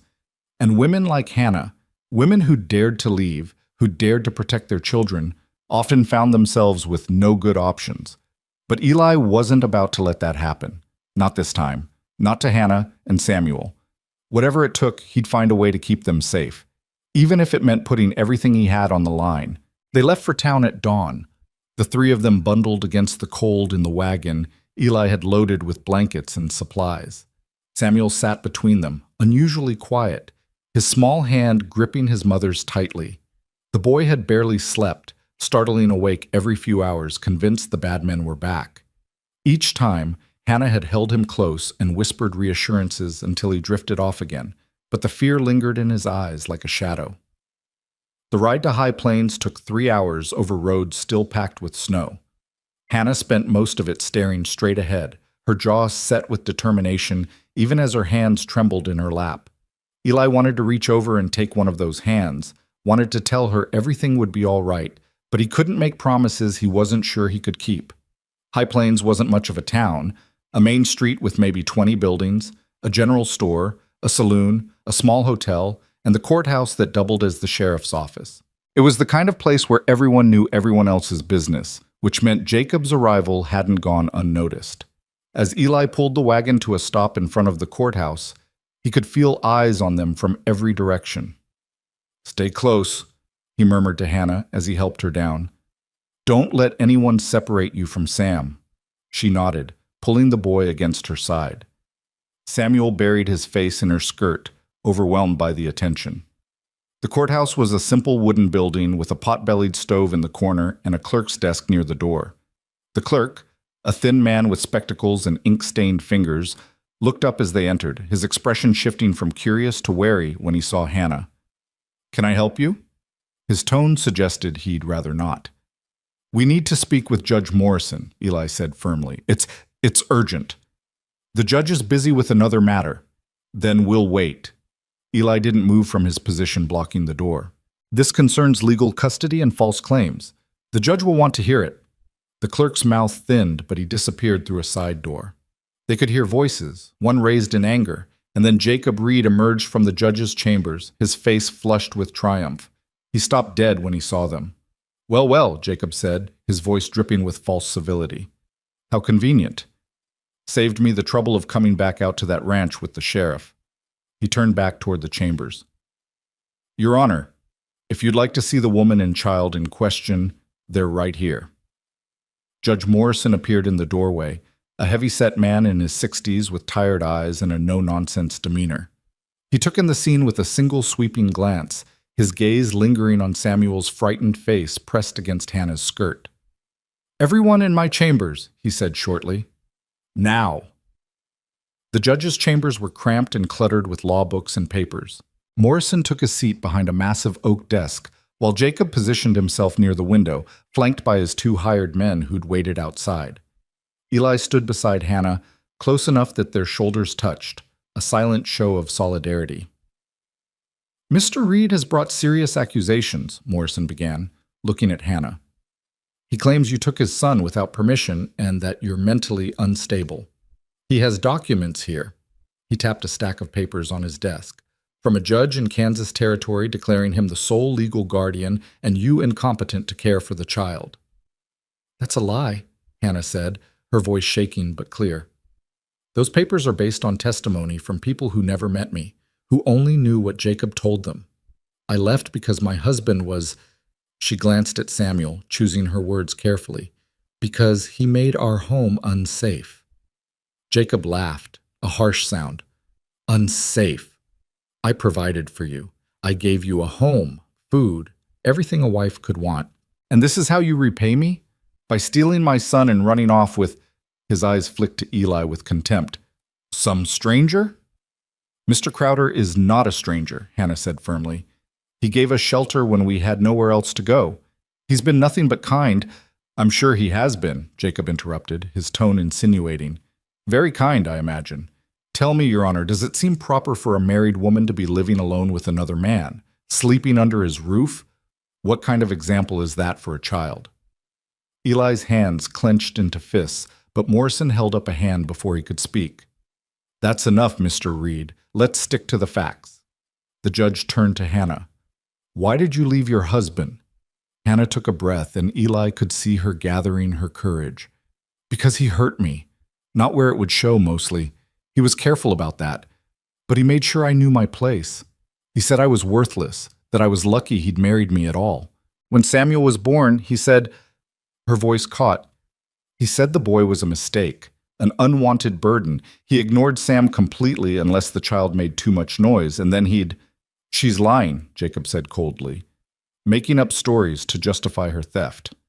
Your Honor, I've brought witnesses who can attest to my character, men who've done business with me, who know me to be a reasonable, upstanding citizen. My wife, on the other hand, has always been prone to hysteria and wild imagination. It's why I had her evaluated in the first place. Evaluated by a doctor you paid? Hannah shot back, her fear transforming into anger. A man who spent 10 minutes asking me questions and then declared me unfit based on nothing but your word. Morrison studied the papers in front of him, his expression unreadable. Mr. Reed, these documents do seem somewhat irregular. The testimony is all second-hand and there's no actual medical evaluation recorded here. Just an affidavit from one doctor, Caldwell, stating that based on your reports of your wife's behavior, he believes she may be mentally unstable. That's because she ran before a proper evaluation could be conducted, Jacob said smoothly. I was trying to get her help, Your Honor, trying to do right by my family, and she repaid me by kidnapping my son and disappearing in the night. I didn't kidnap him. He's my child, too. I was protecting him. From what? A father who provided for him? Who wanted to raise him proper? Jacob's voice rose. You had no right to take him. No right to deny me my son. You never wanted him. Hannah's composure finally cracked, tears streaming down her face. You made that clear every single day. You treated him like he was invisible when you bothered to acknowledge him at all. You made me so afraid that I slept with a chair against the door every night. You made Sam so terrified that he learned to hide when he heard your footsteps. Lies, Jacob hissed. All lies. Your Honor, surely you can see this woman is unstable. Look at her. Hysterical, making wild accusations. This is exactly the behavior that concerned me. Eli couldn't stay silent anymore. Judge Morrison, if I may speak? The judge looked at him. And you are? Eli Crowder. I own the ranch where Mrs. Reed and her son have been staying. I found them on the trail in November. The boy was burning with fever, and Mrs. Reed had walked until she collapsed. She wasn't running from a good situation, Your Honor. She was running for her life. He knows nothing about our marriage, Jacob said dismissively. He's been taken in by her lies, just like she's trying to take you in now. For all we know, he's been compensated for providing this testimony. Nobody's paying me to tell the truth, Eli said, his voice hard as iron.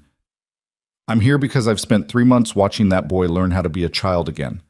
Learning that it's safe to laugh, safe to play, safe to exist without fear. And I've watched Mrs. Reed transform from a woman who is starving herself to make sure her son ate into someone who can sleep through the night without nightmares. That doesn't happen when you're running from a good situation. Morrison leaned back in his chair, his fingers steepled under his chin. These are serious accusations on both sides. Mrs. Reed, you claim your husband was abusive. Mr. Reed, you claim your wife is mentally unstable and kidnapped your son. Without clear evidence either way, I'm inclined to— There's evidence, Hannah interrupted. She reached up and unbuttoned the top of her dress with shaking hands. Eli started to look away, but she caught his arm. No, I need you to see. I need everyone to see. She pulled the fabric aside, revealing her shoulder and the top of her chest. Even in the dim light of the chambers, the scars were visible, faint white lines that crisscrossed her skin in a pattern that was clearly deliberate. Not the marks of accidents or falls, but the precise, methodical damage of someone who'd known exactly where to hurt without leaving obvious traces. The room went deathly silent. He used a belt, Hannah said quietly, her voice steady despite the tears on her cheeks. Sometimes his fists, always where the bruises wouldn't show, always where I could cover them up. He said— Her voice broke. He said it was to teach me to be a proper wife, to teach me obedience. Jacob's face had gone pale, then red with fury. You can't prove those are from me. For all anyone knows, you did that to yourself to make me look bad. I have more, Hannah said, her hands moving to the buttons at her wrist. Do you want to see them all? Every mark, every scar. Should I tell the judge about the time you broke my ribs because dinner wasn't ready when you wanted it? Or the time you held my hand over the stove because I'd spoken back to you? Enough, Morrison said, his voice sharp. He was staring at Hannah's shoulder with an expression that suggested he'd seen enough to make up his mind. Mrs. Reed, you can button your dress.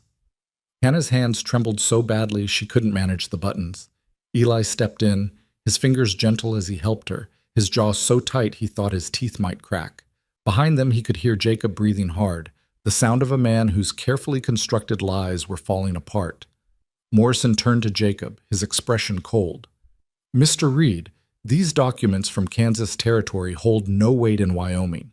And even if they did, what I'm seeing here suggests that any evaluation of Mrs. Reed's mental state was influenced by your own account of events that appear to have been grossly misrepresented. Your Honor, you can't possibly believe her over me. I'm a respected businessman. She's just a hysterical woman, a woman with scars that tell a very different story than yours. Morrison's voice was sharp enough to cut. I've been a judge for 20 years, Mr. Reed. I've seen enough abused women to recognize the signs. And I've seen enough men like you, men who think their wives are property to be disciplined, to know when I'm being lied to. Jacob's face twisted with rage. You're taking her word over mine? Over legal documents? I'm taking evidence over falsified paperwork. There's a difference. Morrison pulled out a fresh sheet of paper and began writing. I'm issuing a temporary ruling granting Mrs. Reed full custody of the child. Furthermore, I'm issuing a restraining order preventing you from approaching Mrs. Reed or her son. If you violate either of these orders, you'll be arrested. This is outrageous. She's my wife. That's my son. That boy, Morrison interrupted, his voice cutting through Jacob's protests, is a human being, not property. And your wife is also a human being who has the right to live without fear of violence. My ruling stands. Jacob stood there, fury and disbelief warring on his face. For a moment, Eli thought the man might lunge across the desk at the judge. His hired men shifted closer, hands moving toward their guns, and Eli's hand dropped to his own weapon. But Morrison had already pulled open his desk drawer, revealing his own pistol lying ready. Don't even think about it, the judge said calmly. I may be old, but I can still shoot straight. Now you and your men are going to leave my office, leave this town, and leave Mrs. Reed alone. If I hear you violated this order, I'll have you arrested and tried for assault. Are we clear? Jacob's hands were shaking with barely contained rage. This isn't over. I'll appeal. I'll take this to a higher court. You do that. But until then, my ruling stands. Morrison turned to Hannah. Mrs. Reed, do you wish to file for divorce? Hannah's eyes widened. I can do that? On grounds of cruelty and abuse, yes. It will take time, and it won't be easy. But Wyoming Territory has more progressive laws than Kansas regarding women's rights. You have options here that you might not have had elsewhere. Yes, Hannah whispered. Yes, I want a divorce. Morrison made another note. I'll have the paperwork drawn up. You'll need to sign it, and we'll need testimony. Mr. Crowder's statement will be helpful. And if there are others who can speak to your condition when you arrived, that would strengthen your case. The mail carrier saw her, Eli said, and the woman who runs the general store. She saw the state of Mrs. Reed's dress when we came in for supplies that first week. Good. Gather those testimonies. Morrison looked at Jacob, who stood frozen with impotent fury. Mr. Reed, you're dismissed. I suggest you leave town before I change my mind about arresting you for fraud. Jacob's eyes blazed with hatred as they swept over Hannah, then Eli. You think this is over? You think you've won? I'll destroy you for this, both of you. You have no idea what you've done. I know exactly what I've done, Hannah said, her voice stronger than Eli had ever heard it. I've protected my son from a man who saw him as property. I've chosen safety over submission, and I've stopped being afraid of you. The words hung in the air like a declaration of war. Jacob took a step forward, his face contorted with rage, and Eli moved to intercept him. But Morrison was already standing, his pistol now visible on the desk. Leave. Now. For a long moment, Jacob stood there, his whole body vibrating with fury. Then he spun on his heel and stalked out, his hired men following. They could hear him shouting threats as he mounted his horse, could hear the thunder of hooves as they rode out of town at a gallop. The silence that followed felt enormous. Hannah swayed on her feet, and Eli caught her before she could fall. She was shaking so hard her teeth chattered, the adrenaline that had carried her through the confrontation finally draining away. Samuel, who'd been silent throughout the entire ordeal, pressed against his mother's legs and began to cry. Not loud, wrenching sobs, but quiet tears of relief and confusion. "It's over," Hannah whispered against Eli's shoulder. "It's really over?" "The first part is," Eli said quietly, "but we need to be careful. A man like Jacob doesn't give up that easy." Morrison was already writing out additional documents. "Mr. Crowder's right to be cautious. I've seen men like Reed before. They don't take well to being told no, especially not by women they consider their property." He looked up at Hannah. "You should stay somewhere safe while the divorce proceedings move forward, somewhere he can't find you easily."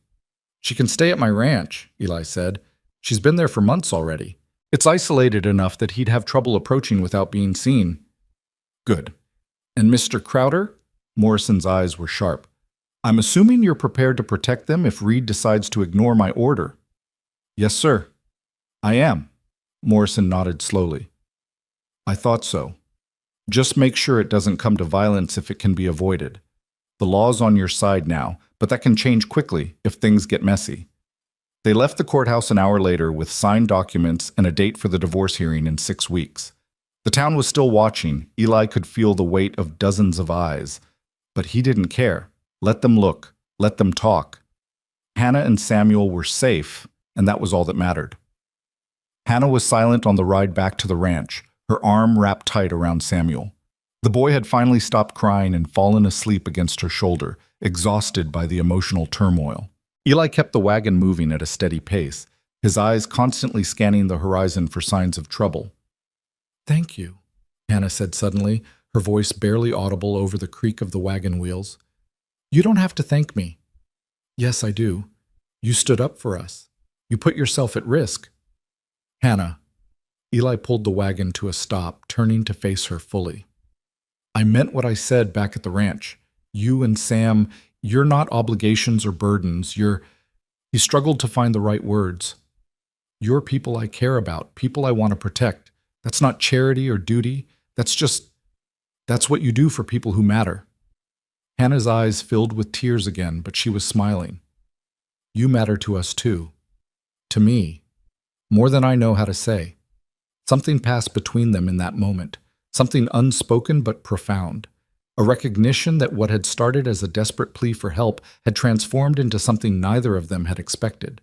Something that felt like the foundation of a new beginning. "We should get home," Eli said softly, but he didn't move. Couldn't seem to make himself break the moment. Hannah reached out and took his hand, squeezing gently. "Home. I like the sound of that." They rode the rest of the way in comfortable silence, Samuel sleeping peacefully between them and the winter sun slowly sinking toward the horizon. And if Eli kept glancing back over his shoulder, watching for riders that never appeared, neither of them mentioned it. Because they both knew that while they'd won the first battle, the war might not be over yet. But for now, for this moment, they had safety, they had hope, and they had each other. And sometimes, that was enough to face whatever came next. The ranch appeared in the distance like a promise, smoke rising from the chimney into the darkening sky. Hannah's grip on Samuel tightened, and Eli could see the relief in her face, the bone-deep gratitude of someone who'd finally found a place where she could rest. "We're home," she whispered, and Eli felt those words settle into his chest like a benediction. Home. After 5 years of an empty house and a half-lived life, Eli finally understood what that word meant again, and he'd protect them, with everything he had. No matter what Jacob Reed or anyone else tried to do, that was a promise he intended to keep. The first week after the courthouse felt like walking on eggshells. Every sound made Hannah jump. Every shadow outside the window had her reaching for Samuel. Eli found himself checking the perimeter of the ranch 3 times a day, his rifle always within reach. They were waiting for Jacob to make good on his threats, waiting for the other shoe to drop. But days passed with no sign of him. No riders on the horizon, no letters threatening legal action, no midnight attacks. Just silence, the kind that felt more ominous than reassuring. "Maybe he gave up," Hannah said one evening as they sat by the fire after Samuel had gone to bed. but her voice held no conviction, and her hands were twisted together in her lap. Men like Jacob don't give up, Eli said quietly. They just get smarter about how they fight. Hannah nodded, her face pale. I keep waiting for him to appear, keep thinking I'll wake up and find him standing over my bed, or that he'll... She stopped, her voice catching. I know the judge ruled in my favor. I know the law is on my side now, but paper doesn't stop a man who's convinced he's right. Eli set down the piece of wood he'd been whittling, another toy for Samuel, this one meant to be a dog, and moved to sit beside her. He'd have to get through me first, and I promise you, that's not happening.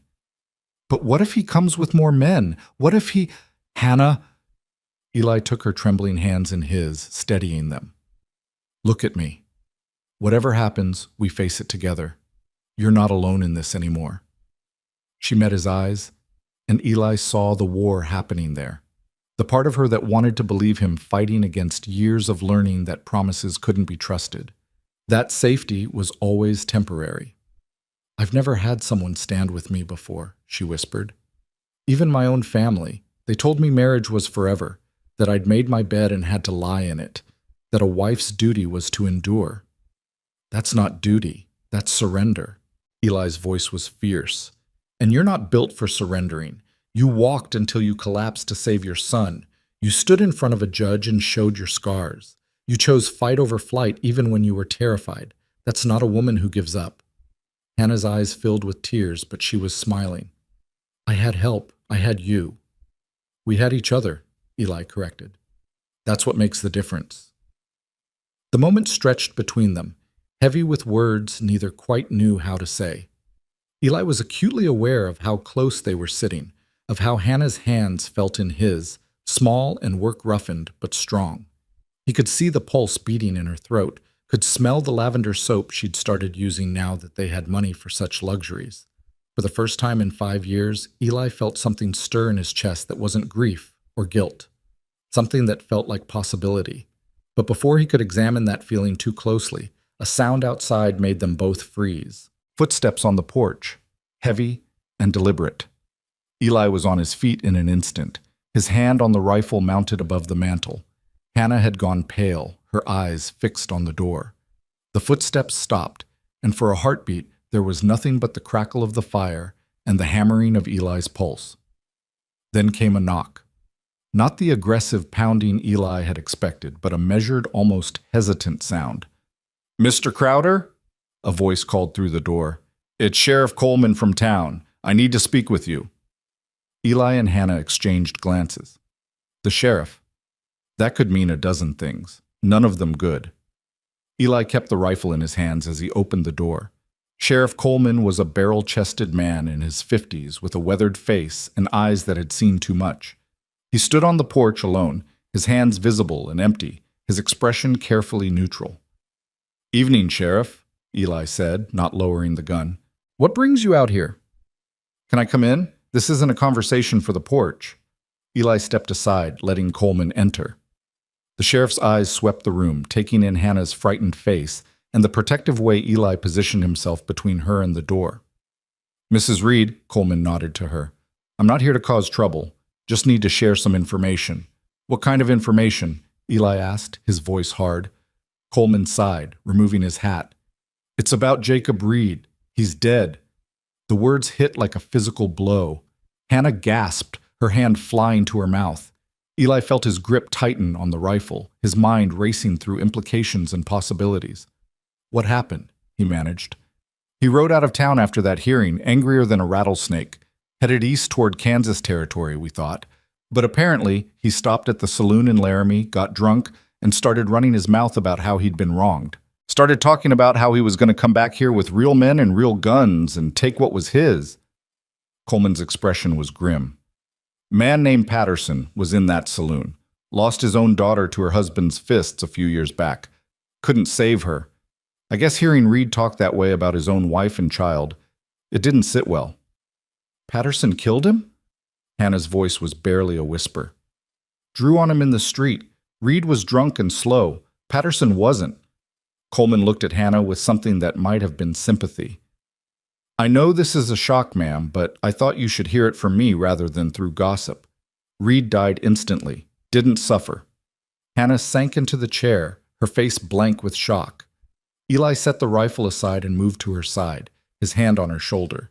She looked up at him with eyes that held a dozen emotions: relief, guilt, disbelief, and underneath it all, the first stirrings of something that might eventually become freedom. "There's more," Coleman continued.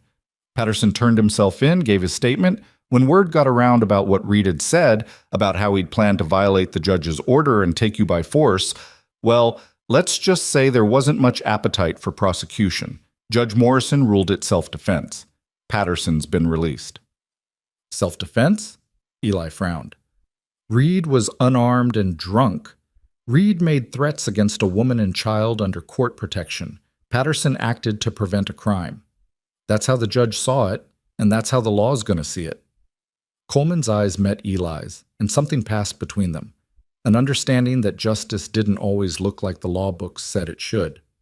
"Mrs. Reed, you're a widow now, you're free, and your son is safe." The words seemed to echo in the silent room. Free, safe. Concepts that had seemed impossible just hours ago, now offered up as simple fact. "What about his family?" Hannah asked suddenly. "Jacob's people back in Kansas. Will they come for Sam?"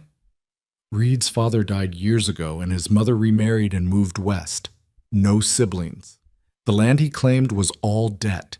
"Nobody's coming for your boy, Mrs. Reed. Nobody has any claim to him but you." Hannah made a sound that was half laugh, half sob. Her hands were shaking as she covered her face, and Eli could see her shoulders heaving with the weight of relief and shock and emotions she didn't know how to process. Coleman shifted uncomfortably. "I'll leave you folks to process this. But Mrs. Reed, you'll need to come by the courthouse sometime this week to sign some papers. Formalize things legally. And if you need anything, she'll be fine," Eli said firmly. "We'll take care of everything. Thank you for riding out to tell us, Sheriff." Coleman nodded and showed himself out, closing the door quietly behind him.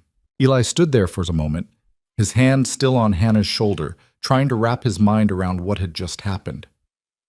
Jacob Reed was dead. The threat was gone. Hannah and Samuel were free. Just like that, everything had changed. Hannah was still crying silently, her whole body shaking. Eli knelt beside her chair, his hands gentle on her arms. "Hannah, look at me." She raised her head, tears streaming down her face. "He's gone. He's really gone. I'm free." "You're free," Eli confirmed, his voice rough with emotion.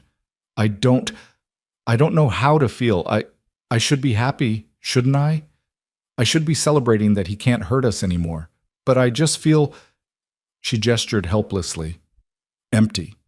Like I've been holding my breath for so long that I've forgotten how to breathe normally."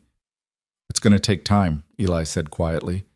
"You've been afraid for so long your body doesn't know how to stop. But you will. You'll learn what it feels like to live without fear. You and Sam, both." Hannah reached out and cupped Eli's face with one trembling hand. "Because of you. You gave us that. You gave us a place to heal. I just gave you shelter. You did the rest. You fought for your son. You stood up to Jacob. You survived." "We survived," Hannah corrected, echoing his words from weeks ago. "Together." They stayed like that for a long moment, kneeling together by the fire, processing the impossible reality of their new situation. Eventually, Hannah wiped her eyes and took a shaky breath. "I should check on Sam, make sure he's still sleeping through all this." She slipped away to the bedroom, and Eli heard her soft voice murmuring to the boy, reassuring him that everything was all right. He stood and walked to the window, staring out at the dark landscape. Somewhere out there, a man was dead because he'd threatened Hannah and Samuel. Somewhere out there, justice had been served in the most final way possible. Eli waited for guilt to come, for some moral reckoning about being grateful for another man's death. But all he felt was relief, bone-deep, overwhelming relief that the threat was gone and the people under his protection were safe. When Hannah returned, her face was calmer, more composed. "He's still asleep, didn't wake at all." "That's good. Tomorrow will be soon enough to tell him." "How do I tell a 3-year-old that his father is dead?" Hannah's voice broke. How do I explain that the man who scared him so badly is gone forever without making him think death is something to celebrate? You tell him the truth, as much as he can understand. You tell him that his father is gone and can't hurt anyone anymore. You tell him he's safe.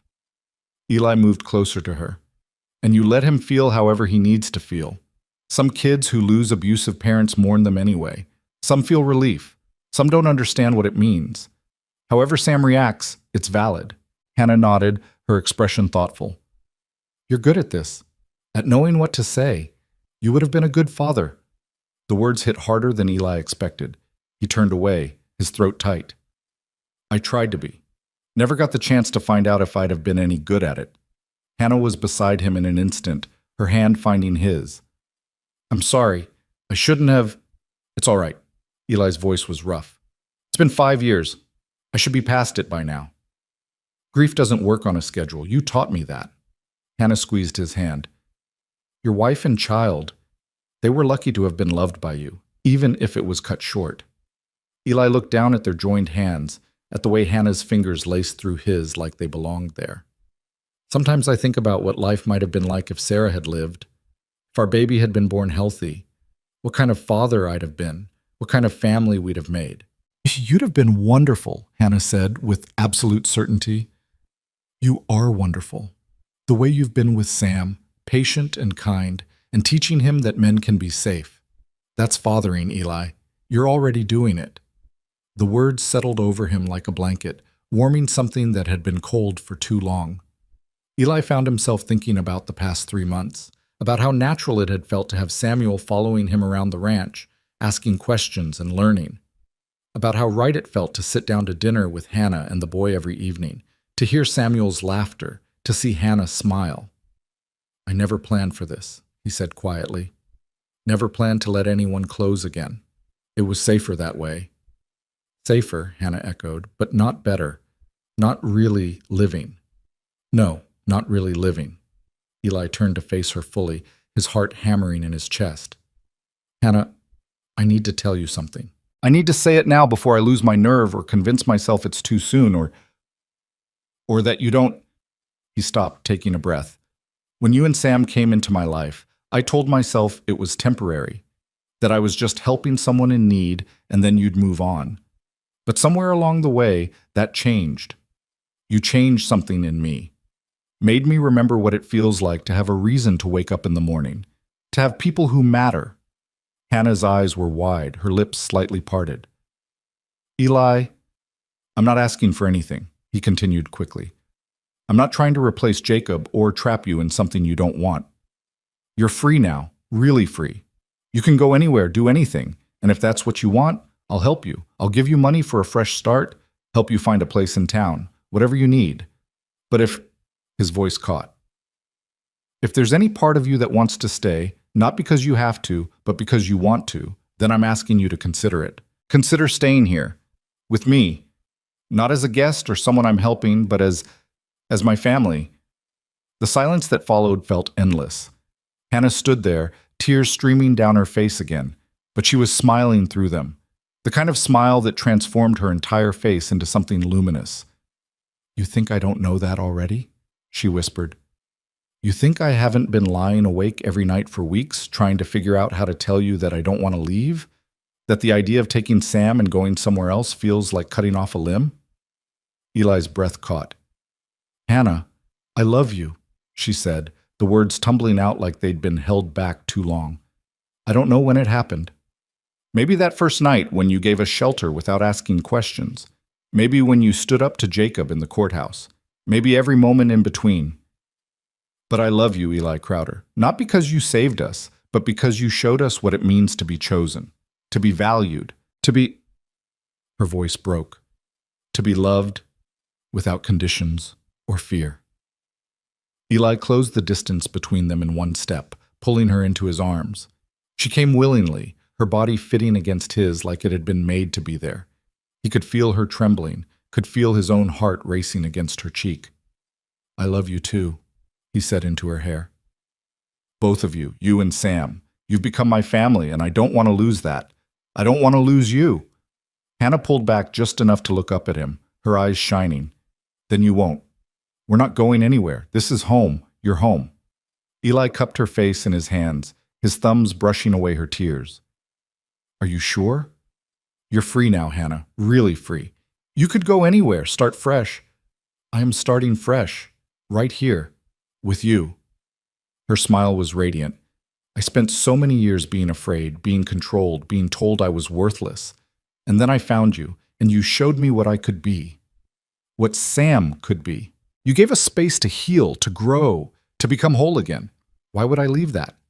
Because staying means tying yourself to a man again.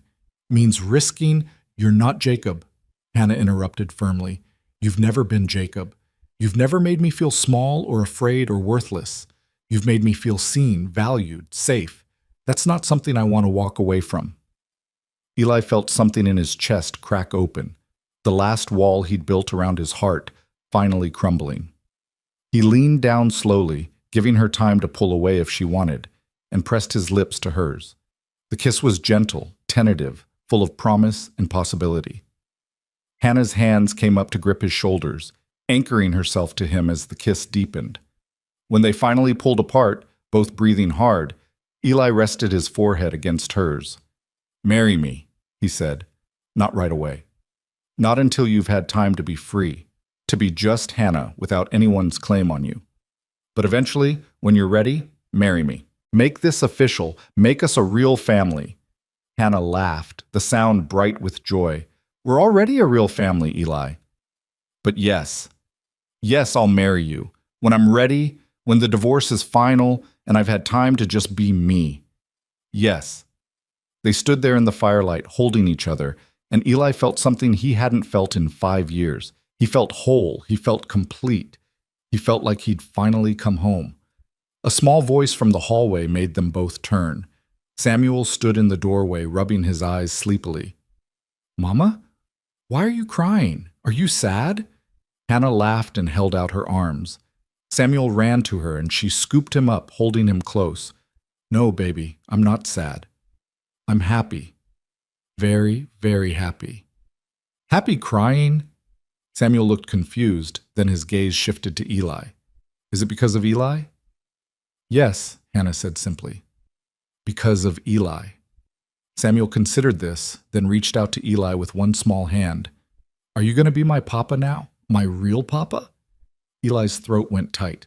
He took the boy's hand gently. Would you want that, Sam? Yeah, Samuel said with the absolute certainty of childhood. You're nice, and you make Mama smile. That's what papas should do, right?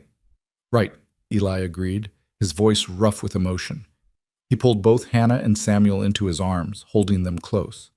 That's exactly what papas should do. They stood there together, the three of them, and Eli felt the last pieces of his broken heart finally click back into place. Not the same as before, not unmarked by loss, but whole in a new way, stronger for having been broken and healed.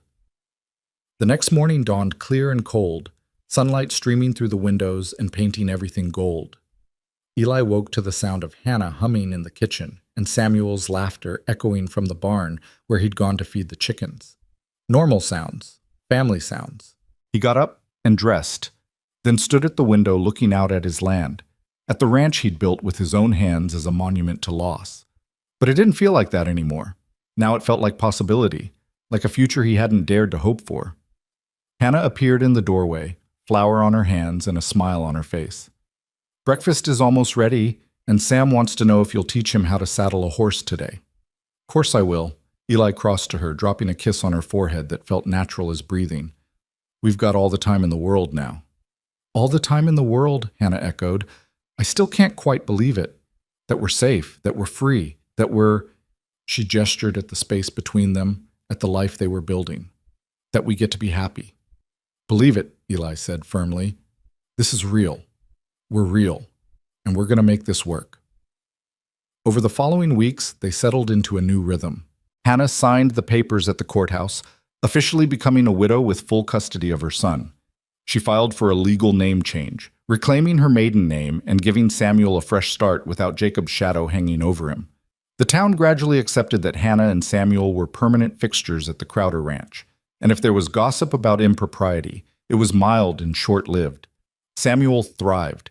He grew taller and stronger, his face filling out with proper meals and his fears slowly fading into memory.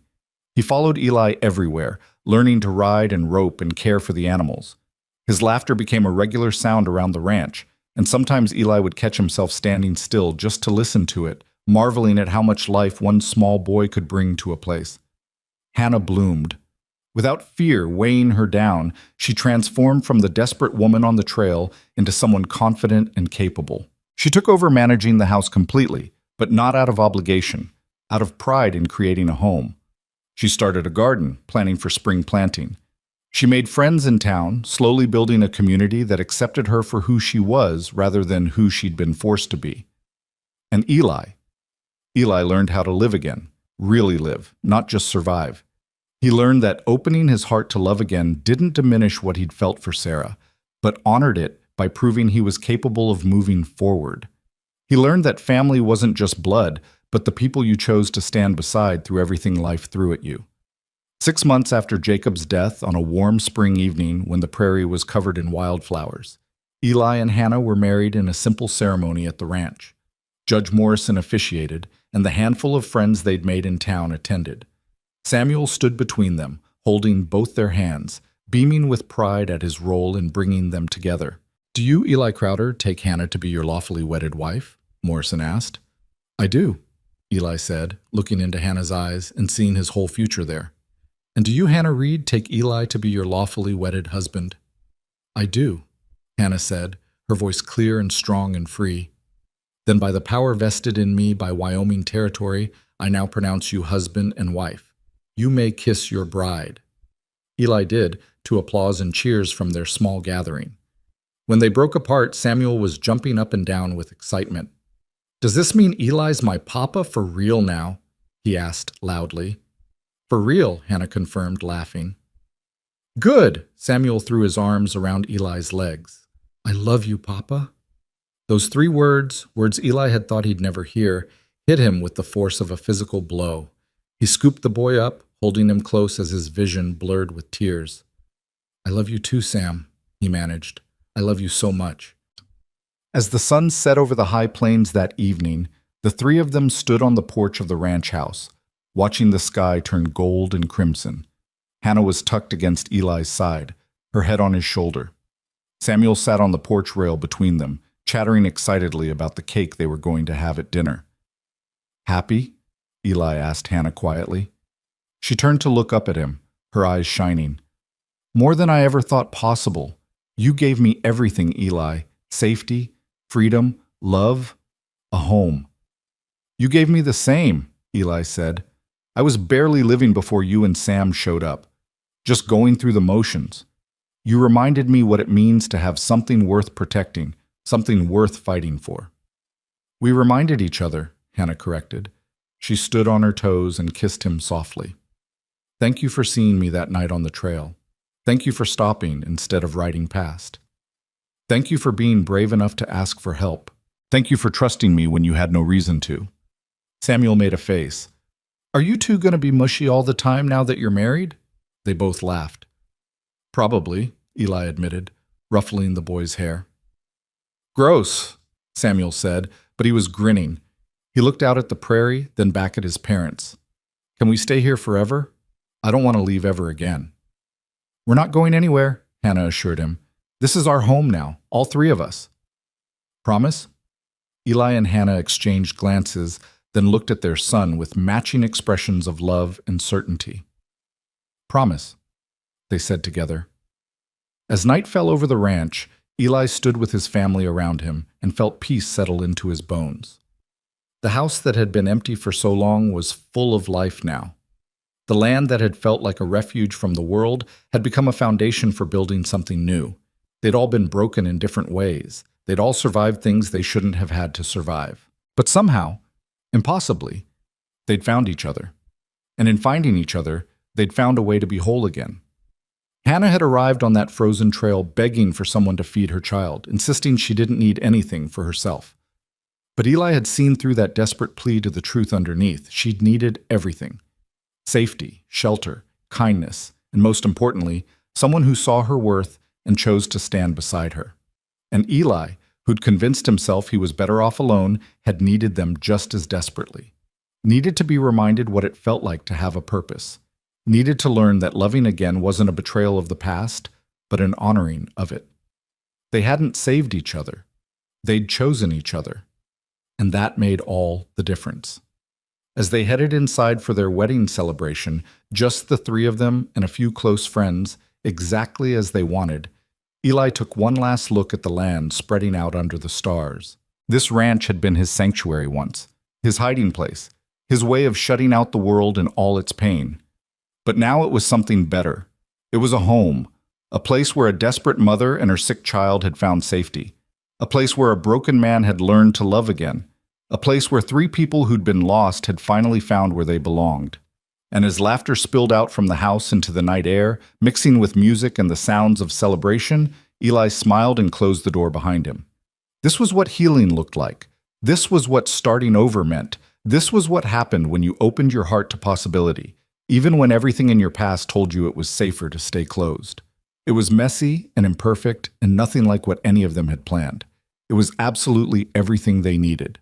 And it was theirs, built on trust and courage, and the simple, profound truth that sometimes the family you choose is the one that saves you in all the ways that matter.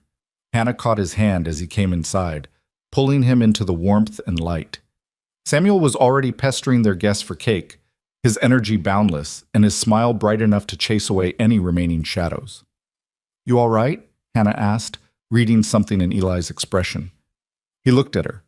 At this woman who'd been prepared to starve herself to feed her child, who'd walked until she collapsed rather than stay in a dangerous situation, who'd found the courage to love again even after everything she'd survived, and felt his heart swell with gratitude and awe. "I'm more than all right," he said. "I'm home." And he was. After 5 years of wandering through his own life like a ghost, Eli Crowder had finally come home. Not to a place, but to people. To the family that had arrived, broken on his doorstep, and somehow made him whole again in the process of healing themselves. It wasn't the life he'd planned. It wasn't the family he'd expected. But it was his. And it was real. And it was more than he'd ever dared to hope for. That was more than enough. That was everything.